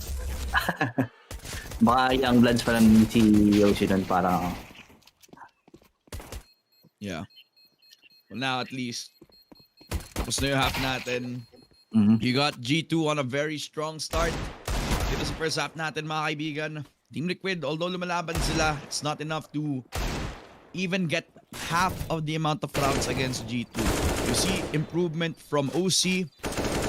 3 digs. Tapos 3 kills galing sa pamas niya. So you could tell that his rifling, although it's not his strong point, lumalabas na din yung kanyang parawes dito. AWP, impactful even though it's not getting the most amount of kills kasi G2, nire-respect nila. Once malaman nila kung saan AWP ni OC, they run away over to the other side of the map. Yun yung nagiging win con kaya nagkakaroon sila ng free entry kills.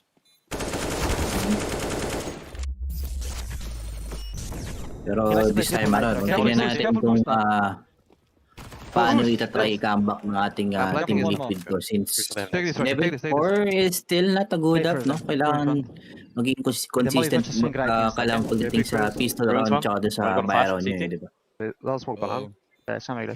Tama. Ano ba yung naging comms sila dito? Kasi ito yung kung saan nag-clutch si Nigo eh. Parang yung itsura ng mga kampi niya, nakikita mo. Yung parang ngiti ni Hooksy. nila na yun eh. Pero nung nakapatay nung pangalawa, doon na nagkaroon ng emotions eh. Oo. Oh man. Yeah, you could see that everybody's stepping up here. Lalo na dito kasi parang walang stand out for G2. Everybody is doing their damnness para makapag-contribute dito. JKS, Hunter, Hooksy, even Hooksy has been stepping up. Multi-frags para dito kay Hooksy ngayon.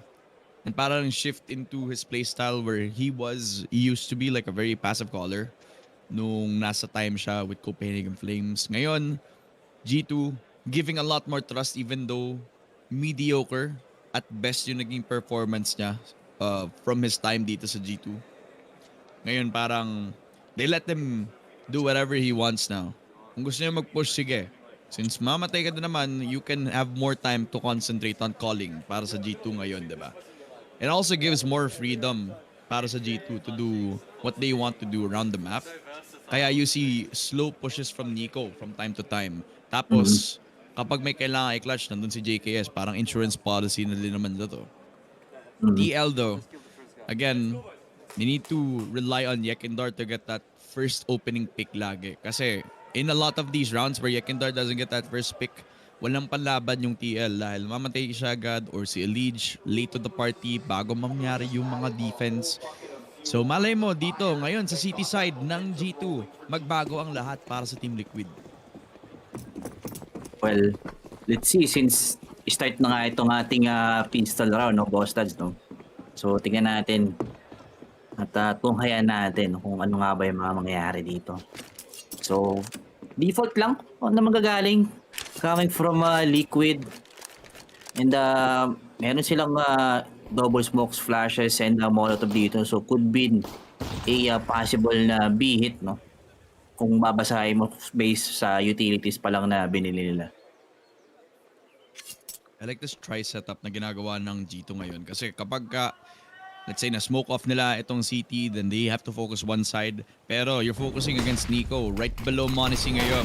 Kahit na smoke off, ito yung Dualies headshot papunta kay Yekindar at quick rotation pabalik dito sa may quad area. 2 kills galing kay Nafly though para ma-start off yung entry. Hitting the shots dito. Kahit si OC pinatay si Nafly.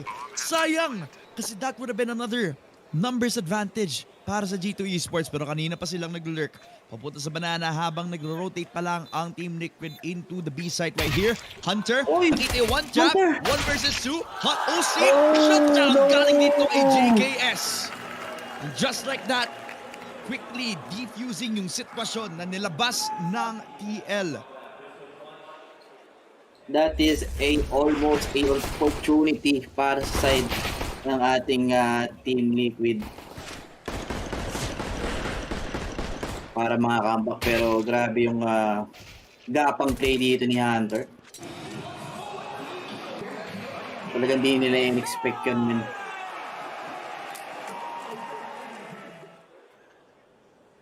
I feel like that was on one of the players around, like, I believe it was Quad.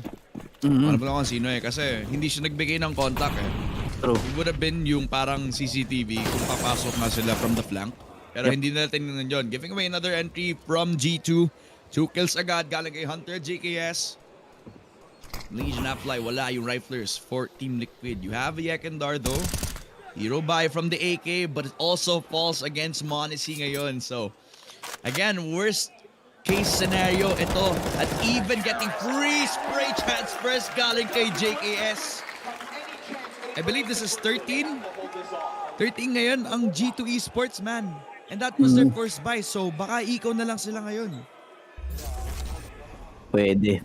Possible nga na force war or eco na yung gawin dito ng Team Liquid kasi they doesn't have time, no, to think kung ano nga ba yung gagawin din ginagawang depensa dito ng G2 Esports natin, boss. Kumbaga kailangan sumugali sila dito, no, at least once para at least maputol yung streak or yung momentum dito ng ating G2.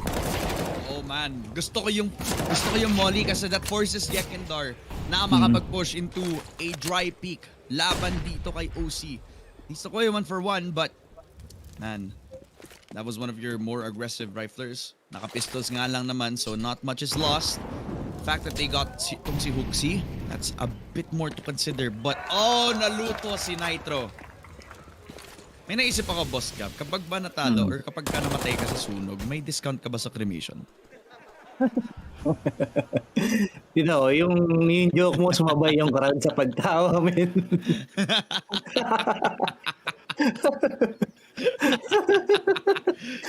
Kailangan natatawagin ni Nitro yung kanyang cremator.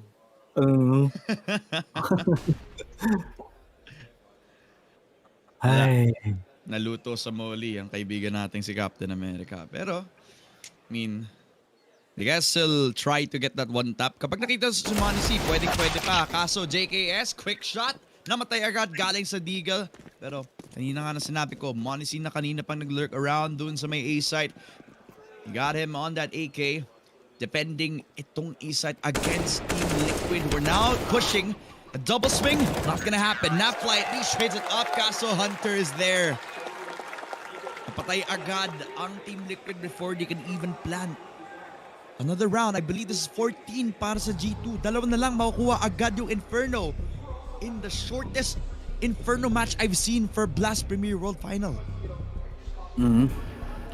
I was expecting for a very very close fight dito, pero G2 talagang no mercy pagdating dito sa ating grand finals, boss. That's Parang ayaw ata ng G2 manalo ng championship. Nakita ko lang. Parang hindi sila gutom manalo. pero what do you expect? Map pick nila to eh. Kumbaga, confident pick. So, pagdating dito sa game number 2, let's see. Pero still, di pa rin naman tapos to, no? And this is gonna be the first buy round during our second half ng ating Team Liquid dito, boss lads. Okay. Ito na yung mga last chances na meron ang Team Liquid ngayon. 5-man AK round. To try to get them back dito sa T-side natin. Push galing kay Hunter. Leech, nakita ang ulo. Nakita yung spray pero hindi nakita yung shots dito. Galing kay Nafly. Bumalik galing sa apartments. Push na gagawin sana niya papunta sa A-site. Ito yung oportunidad kasi yan yung isa mga top fraggers ng G2 Esports. They keep going with this. Malay mo, 5th round tayo for Team Liquid, di ba? Hope yun.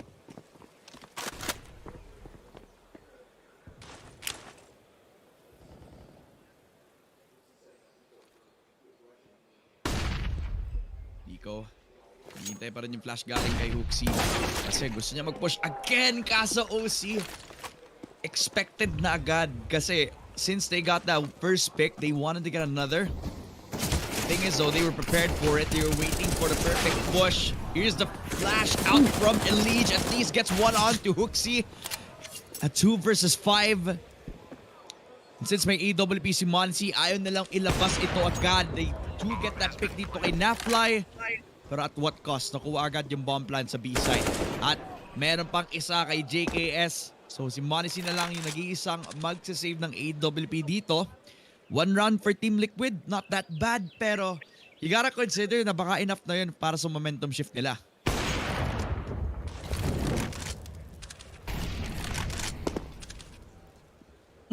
Pero Team Liquid needs to be careful if ever kasi Monisi kaya kayong ubusin at ipunish niyang player niyan using his favorite gun, no? Dito. Pero ayun na nga, still Team Liquid nakuha nila yung plano nila na tanggalan ng AWP dito si Monisi. So could be the start ng pag-comeback ng ating Team Liquid natin dito, boss dad. Be the start of something beautiful para sa Team Liquid. Pero yeah, pwede kasi 2 straight rounds from the previous buy. Wala masyadong pera yung G2 Esports. Very risky to say the least para sa kanila. But I like the Team Liquid played out a bit more calmly, collectively, waiting for G2 to get impatient. Kaya nag-push agad si Nico. Si Hunter palabas pa lang dun sa banana. Actually gave a bit more space para sa Team Liquid. We'll give them that 5th round. This time, it's a split. 3 players from Team Liquid doon sa A-site. Pero kontrolado agad ng stack na ginagawa ng G2 ngayon. Dink, nag-gush ng onte itong si Nico. Nasugatan galing doon sa isa mga rifles ng Team Liquid. But more than that, they don't really have that much map control other than a bit of banana, a bit more around that mid-top position, but not really amounting towards that library push that they are looking for ngayon para sa Team Liquid. So at least they're burning a bit of time, pero other than that, wala masyado. Pero this time around, I think G2 magkukuha ng stack B dito. No? Si JKS lang naman na magdidepensa dito sa ating A-side. think this is a misread from Esports. Wait. Ilang tao yung nasa B-set ngayon? 4. Habang nag-iisa si JKS, this is perfect. Easy push para dito sa Team Liquid. So G2, wala yung timing. Kaya tamang rotate pabalik doon sa T-Spawn. Habang kontrolado agad yung mid-top area para sa Team Liquid ngayon. Kontrolado, Huxi whiffing the shot, jumping up and down para ma-dodge away yung Deagle. Itong si Huxi, Nafly at least good for one yet again. Redemption arc for Team Liquid para makuha tong second half na to. Man, they get the 6th round. A bit more to climb up upon. Onting power back into Team Liquid's hands.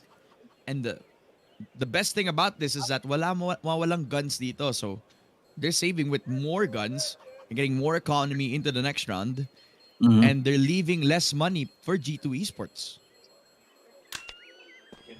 That's true. Talagang hinahayaan lang nilang mag-dry yung economy dito ng ating G2. No? At hindi rin nila hinahayaan na mabigyan pa or makapag-save pa ng barrel itong ating Team Liquid. I mean, G2.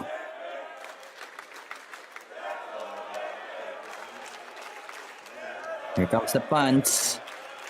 Trying to boost the morale ng ating Team Liquid boys natin dito, mga sir. Para din sa mga nag-bet, mga nagsasabi na Team Liquid fans din sila, kailangan din yung energy nyo.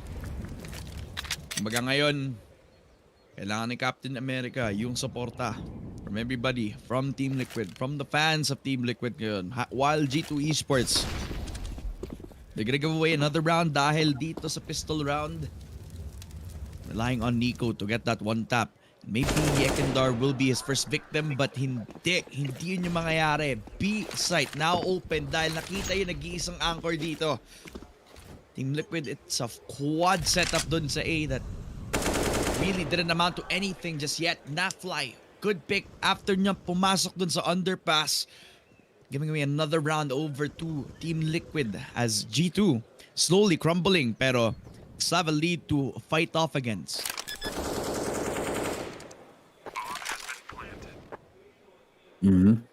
Pero Nafly is really red.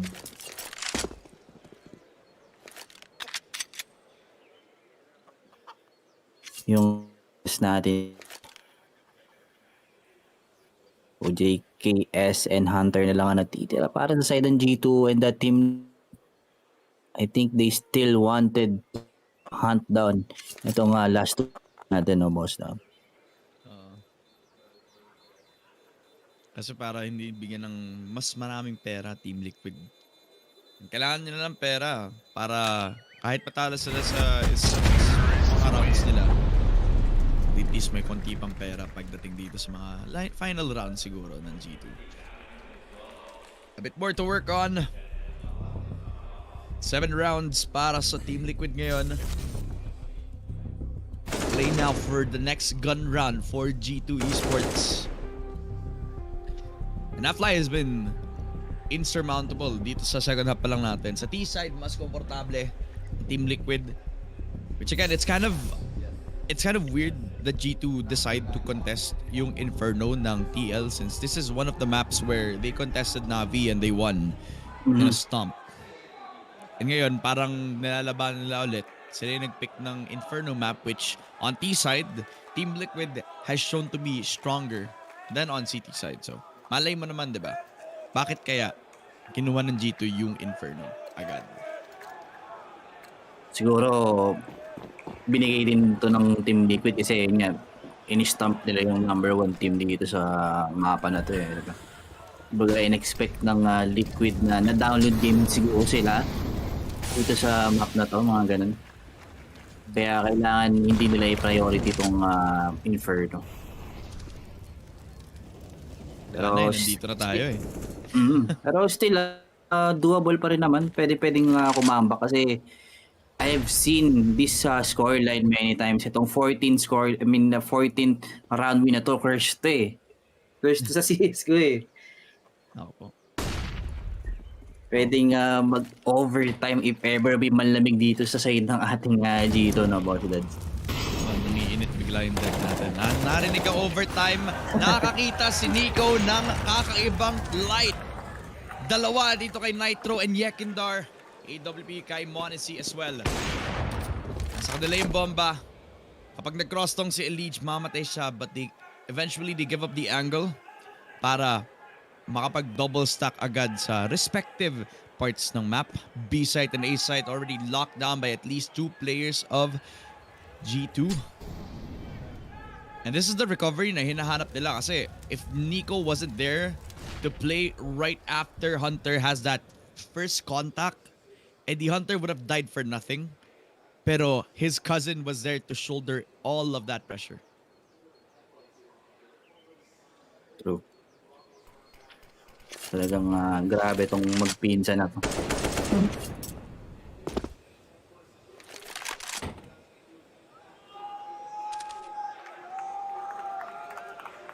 Pero yun na nga. Just like that, like a snap, no? Biglang nagbago yung iip ng hangin natin dito sa side ng ating G2. Match point. Map point. Para sa Inferno map na pinik ng G2. Comfort na nilabas agad ni Nico at ang everybody else. Si JKS na nagpuput up ng amazing stats na din ngayon. 20 plus kills for the Australian ng G2. And this time, one more round para matapos na against Team Liquid dito sa ating first game. Sa first map. In an otherwise very, very exciting best of 3 ngayon. Team Liquid playing on T side yet again. Banana being controlled. Separated by mollies and utility. Set up agad ng Team Liquid. Dito lang makakapag-push tong si Nico dahil if he did, napaka-low na sana ng HP niya ngayon. But they have this awareness. Flash out para makapag-cross. Ito, Monacy! 2 kills! Yekindar Nitro out of the picture and possibly out of Inferno as well. Naply na kanina pa naglalurk around apps pero walang budge. Nandito pa rin yung G2 dahil dito pa rin yung numbers game. The advantage of having 3 more players stacked up dito sa A site. The risk taken. Found by Nitro and Yekindar. And they paid the price for it. Now, 3 players ng Team Liquid. Nag-iisa na lang to keep Inferno alive para sa North American squad na to. And to fight off against JKS and Hunter. Oh, that's a good call. Hunter falling. It is Nico and Hooksy to claim it all down. And just like that, G2 Esports nanalo sa Inferno map para ma-start yung best of 3 grand finals. Man, what a play coming from G2. Sobrang grabe. And that's a sign, no, para dito sa Team Liquid na kailangan gumana agad sila dito pagdating sa ating game number 2 kasi kung hindi, alam mo na yung kakakalabasan ko sa dads. Pero looking at the performance, individually, grabe, sobrang grabe. And that was one hell of an opening game. Swanee, that looked a little bit too easy to start off with. There was rounds where you guys had 15k plus in the bank. It was a grind at the start. Like, it was super important that we win those Anticos. I feel like they are the hardest. Yeah. In gun rounds, we had no issues. And this confidence, this level we're seeing from G2, did you kind of get that feeling straight out the gate from the guys? Yeah, like, we trust Rasmus blindly. He's calling insane, and everybody's just following it. We go through smokes, we go fast. Nico is entering, like, nobody cares. We just go. Everyone's just ready to win now, but you're going on to Mirage, which, when I look at your individuals, I think is a solid map for you. Yeah. Statistically, recently, it's not been so good. It's a big one for Liquid. Do you feel like it's going to be different today? Yeah, like, everything is different with this team in this event. Like, on Inferno, we weren't the best. We smashed everyone. On Nuke, we weren't the best. We smashed everyone. So we just keep smashing. Let's see if it continues, Swanee. Thank you very much. Oh man, I love that.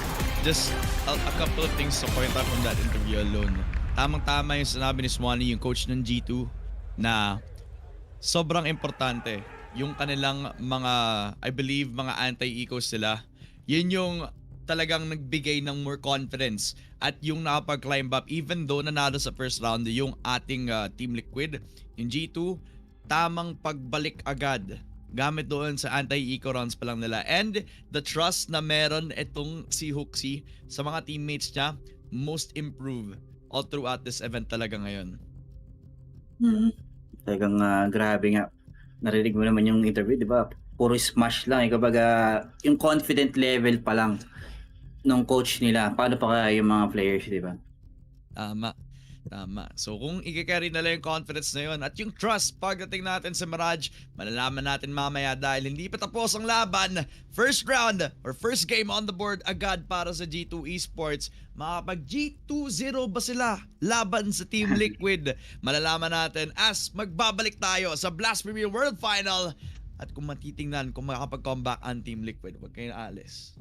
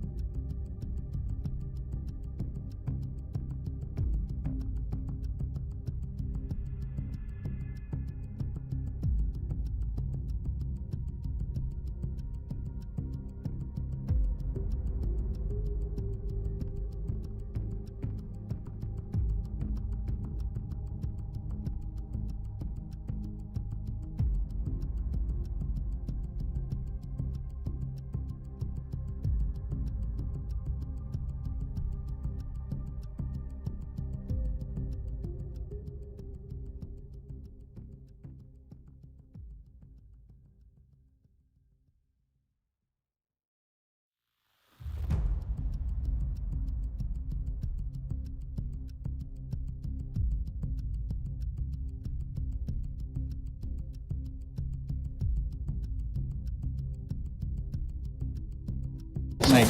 Titingnan ko si Sobrang Nitro panty. kung hihintayin niya yung pag-push. At nakuha din nila yung AWP din.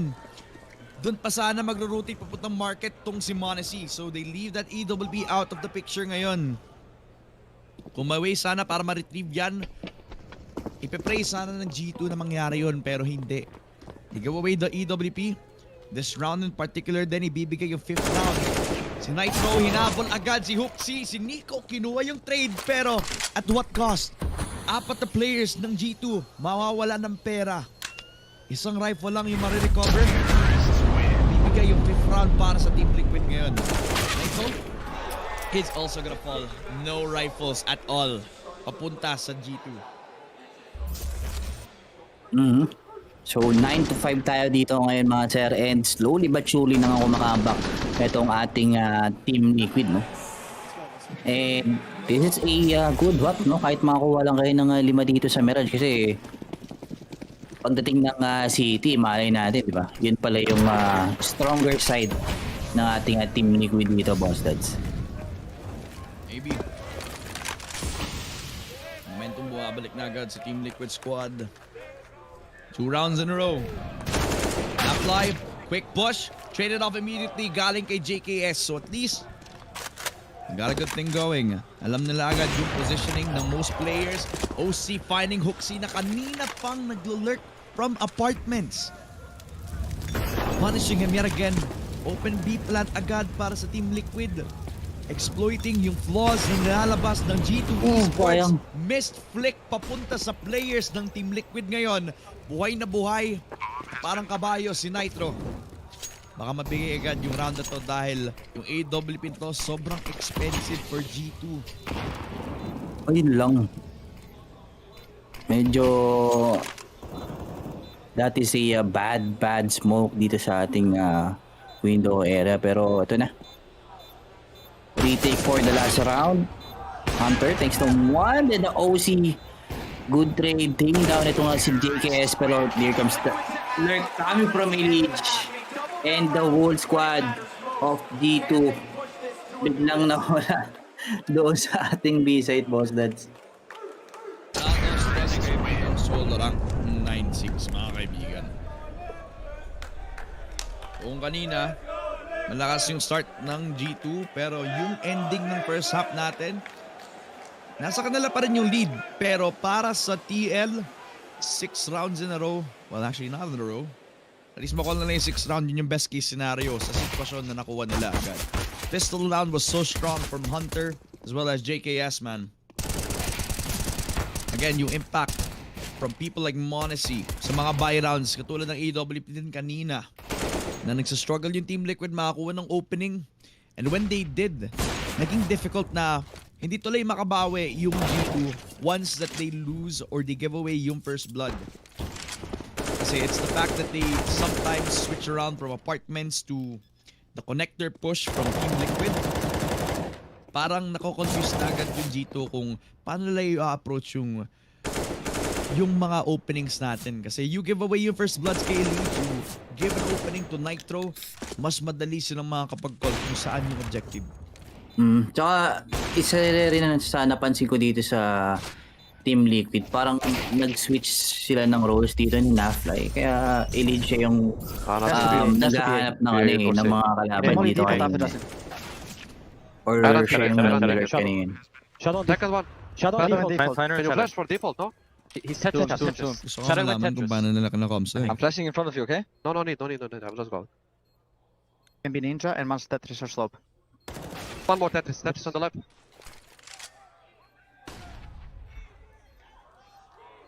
Ito yung naglaban si Hooks. Nice.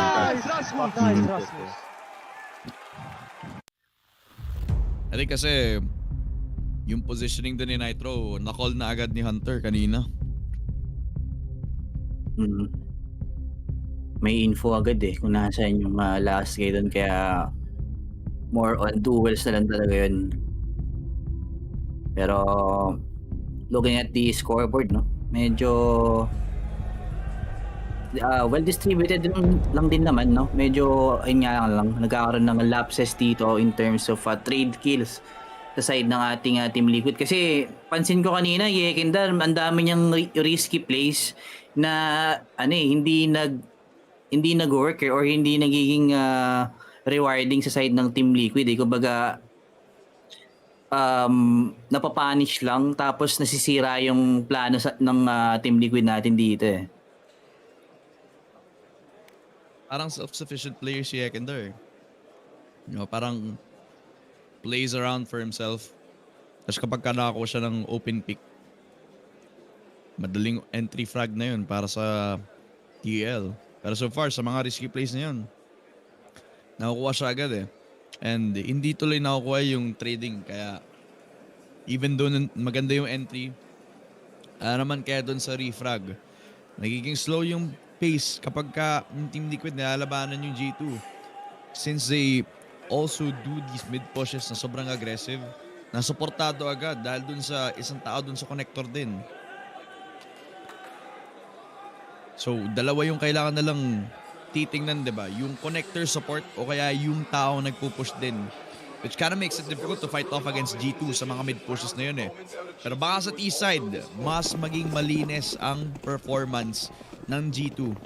Where now they strongly hold itong 3-round lead against Team Liquid.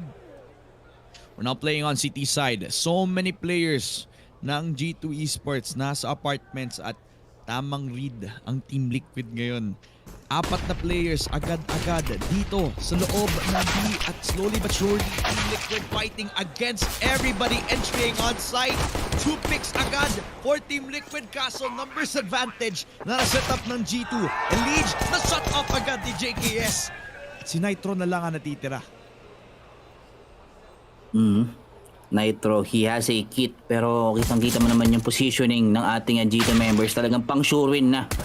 And the JKS, siya lang yung guy na nakumukuha ng information dito while itong si Nico at si Hunter nakatago lang dito sa ating backside. Pero yep, there you have it.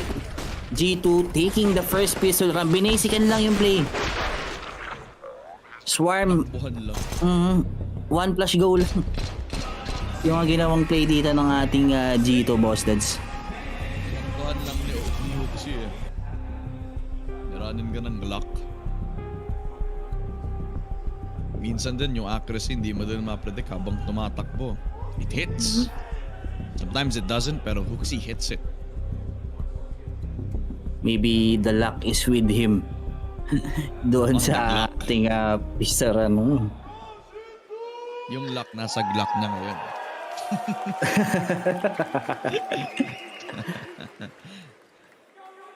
But it's not just luck, man. I mean, Hoxie has been steadily performing as a fragger then. He's not overperforming ngayon kasi he also has to focus on calling. Pero throughout World Final, nakaka-double digits na si Hoxie kaya nakaka-proud din para sa G2 na nandito sa final eh. And alam mo naman yung sitwasyon ni Hoxie personally. Alam mo ba yung nangyari kay Hoxie ngayon? Hindi. May naglabas siya ng Fit Longer tapos may namatay doon na family member recently. Si Hoxie. Kaya parang sinabihin niya yung fans sa G2 na if mag-underperform man ako sa sa event na to, alam niyo na kung bakit. Kasi alam niya yung nangyari. Pero parang let's say nangyari nga yun, di ba? Parang hindi halata sa performance niya ngayon. He's been steadily improving. Parang naging motivation na may gagawin kong proud yung family member kong yun dito sa tournament na to. Agree. Parang same touch nung nagkaroon ng or nag-start yung gera dito sa Ukraine, di ba? Nakita mo yung emotions ni Simple naka-affect dun sa kanyang performance. Pero Hoxie dito, talagang yung confident level niya is andun pa rin talaga at hindi niya nile-let down yun yung kanyang mga teammates, boss dads. Tama. Free round agad dahil dun sa pistol round ng TL. At yun yung quad setup doon sa may B site. Kaya open plant lang doon sa A. Nag-iisa lang yung pick na nakuha nila. Pero yung underpass at saka yung mid, kontrolado ni Nico. Sino pa ba kung di si Nico above everybody else? Truly. Wala nang iba. The headshot machine ang pumalit kay Scream. Oy, oo nga, no? Grabe. The rifling of this man. Kaya he deserves another championship eh. His Pero first Nico- championship on G2. Nico is back, ah. Talagang feeling ko yung mga old generation CSGO players like etong sila Nico, Hunter, Huxi, kailangan talaga nila ng mga mad fraggers na ano dito. Alam mo yun, yung bata-bata pa talaga. Kaya sobrang fit dito ni JKS and Moni Cedar. Para si Hunter ba? Fit ba dito? Hindi. Sa pag-control niya ng mid, nag-push agad si Yekindar. Ayun lang. Hindi nanostra ang kanyang push dun sa mid. At si Nico doon nasa underpass na control. Itong si Nafly, bago pa man siya makakuha ng shot in. Now 1-1 for 1 and Yekindar is so low on HP. So yung konting hesitation palabas doon sa connector. Pwedeng i-justify. Yung G2, tamang hintayin na lang si Huxi. Okay. Interesting position dito sa sandwich. Tamang smoke and flash na lang bago makapag-peek. Kaso Nitro, kontrolado yung sitwasyon. Elite, a spray, papunta kay Modesty. A second galing sa IGL ng Team Liquid. And Nico na lang nag-iisa, 1v4. At kanina sinabi natin, sino pa ba kundi si Nico? Kaklatch na ba to? 15 seconds lang. Save na lang ng Galil. Pero sayang yun, no? Ang ganda na sana ng flash doon sa may stairs area natin, pero wala eh. Ang bilis. Nakita mo yung reaction time ng Team Liquid members natin doon. Kumbaga, Si Nitro. oo, grabe. Kung ako yun, wala na, hands off na ako doon. Pag nag-wide or makita ko pala lumilipad, baka hindi na ako nakareact doon. Wala Ayun, eh. no? Nitro yan eh. Nitro. Na Nitro yung igot eh. Uy, Zeus! Okay. Uy, si Zeus! Okay. Lalaki na! Oh, okay. Legendary player. Kaso wala yung ano yung manok niya dun eh. Malaglag yung manok niya. Yun lang. Kaso mid push na again. Pwede ma-set up ng G2 Esports. Yekindar na naglalabas na naman ng Molly. Alam, kita kung nasaan si Huxi. Sobrang low dahil sa Molly. Tamang balik na lang sa posisyon dun sa may connector. Okay lang yan. Kahit may onting posisyon, yung players ng Team Liquid, ready na agad sila kung magka-push ba ng mid ang ating G2 Esports. Gab.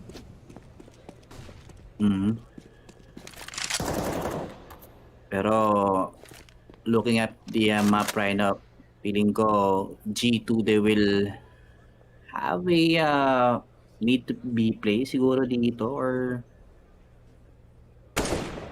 hinihintay muna sila ng acid dito. Nico spot down 1 and meron na siyang information na meron ng isang member dito. Wait. Kaso, hindi dito yung magiging try setup eh.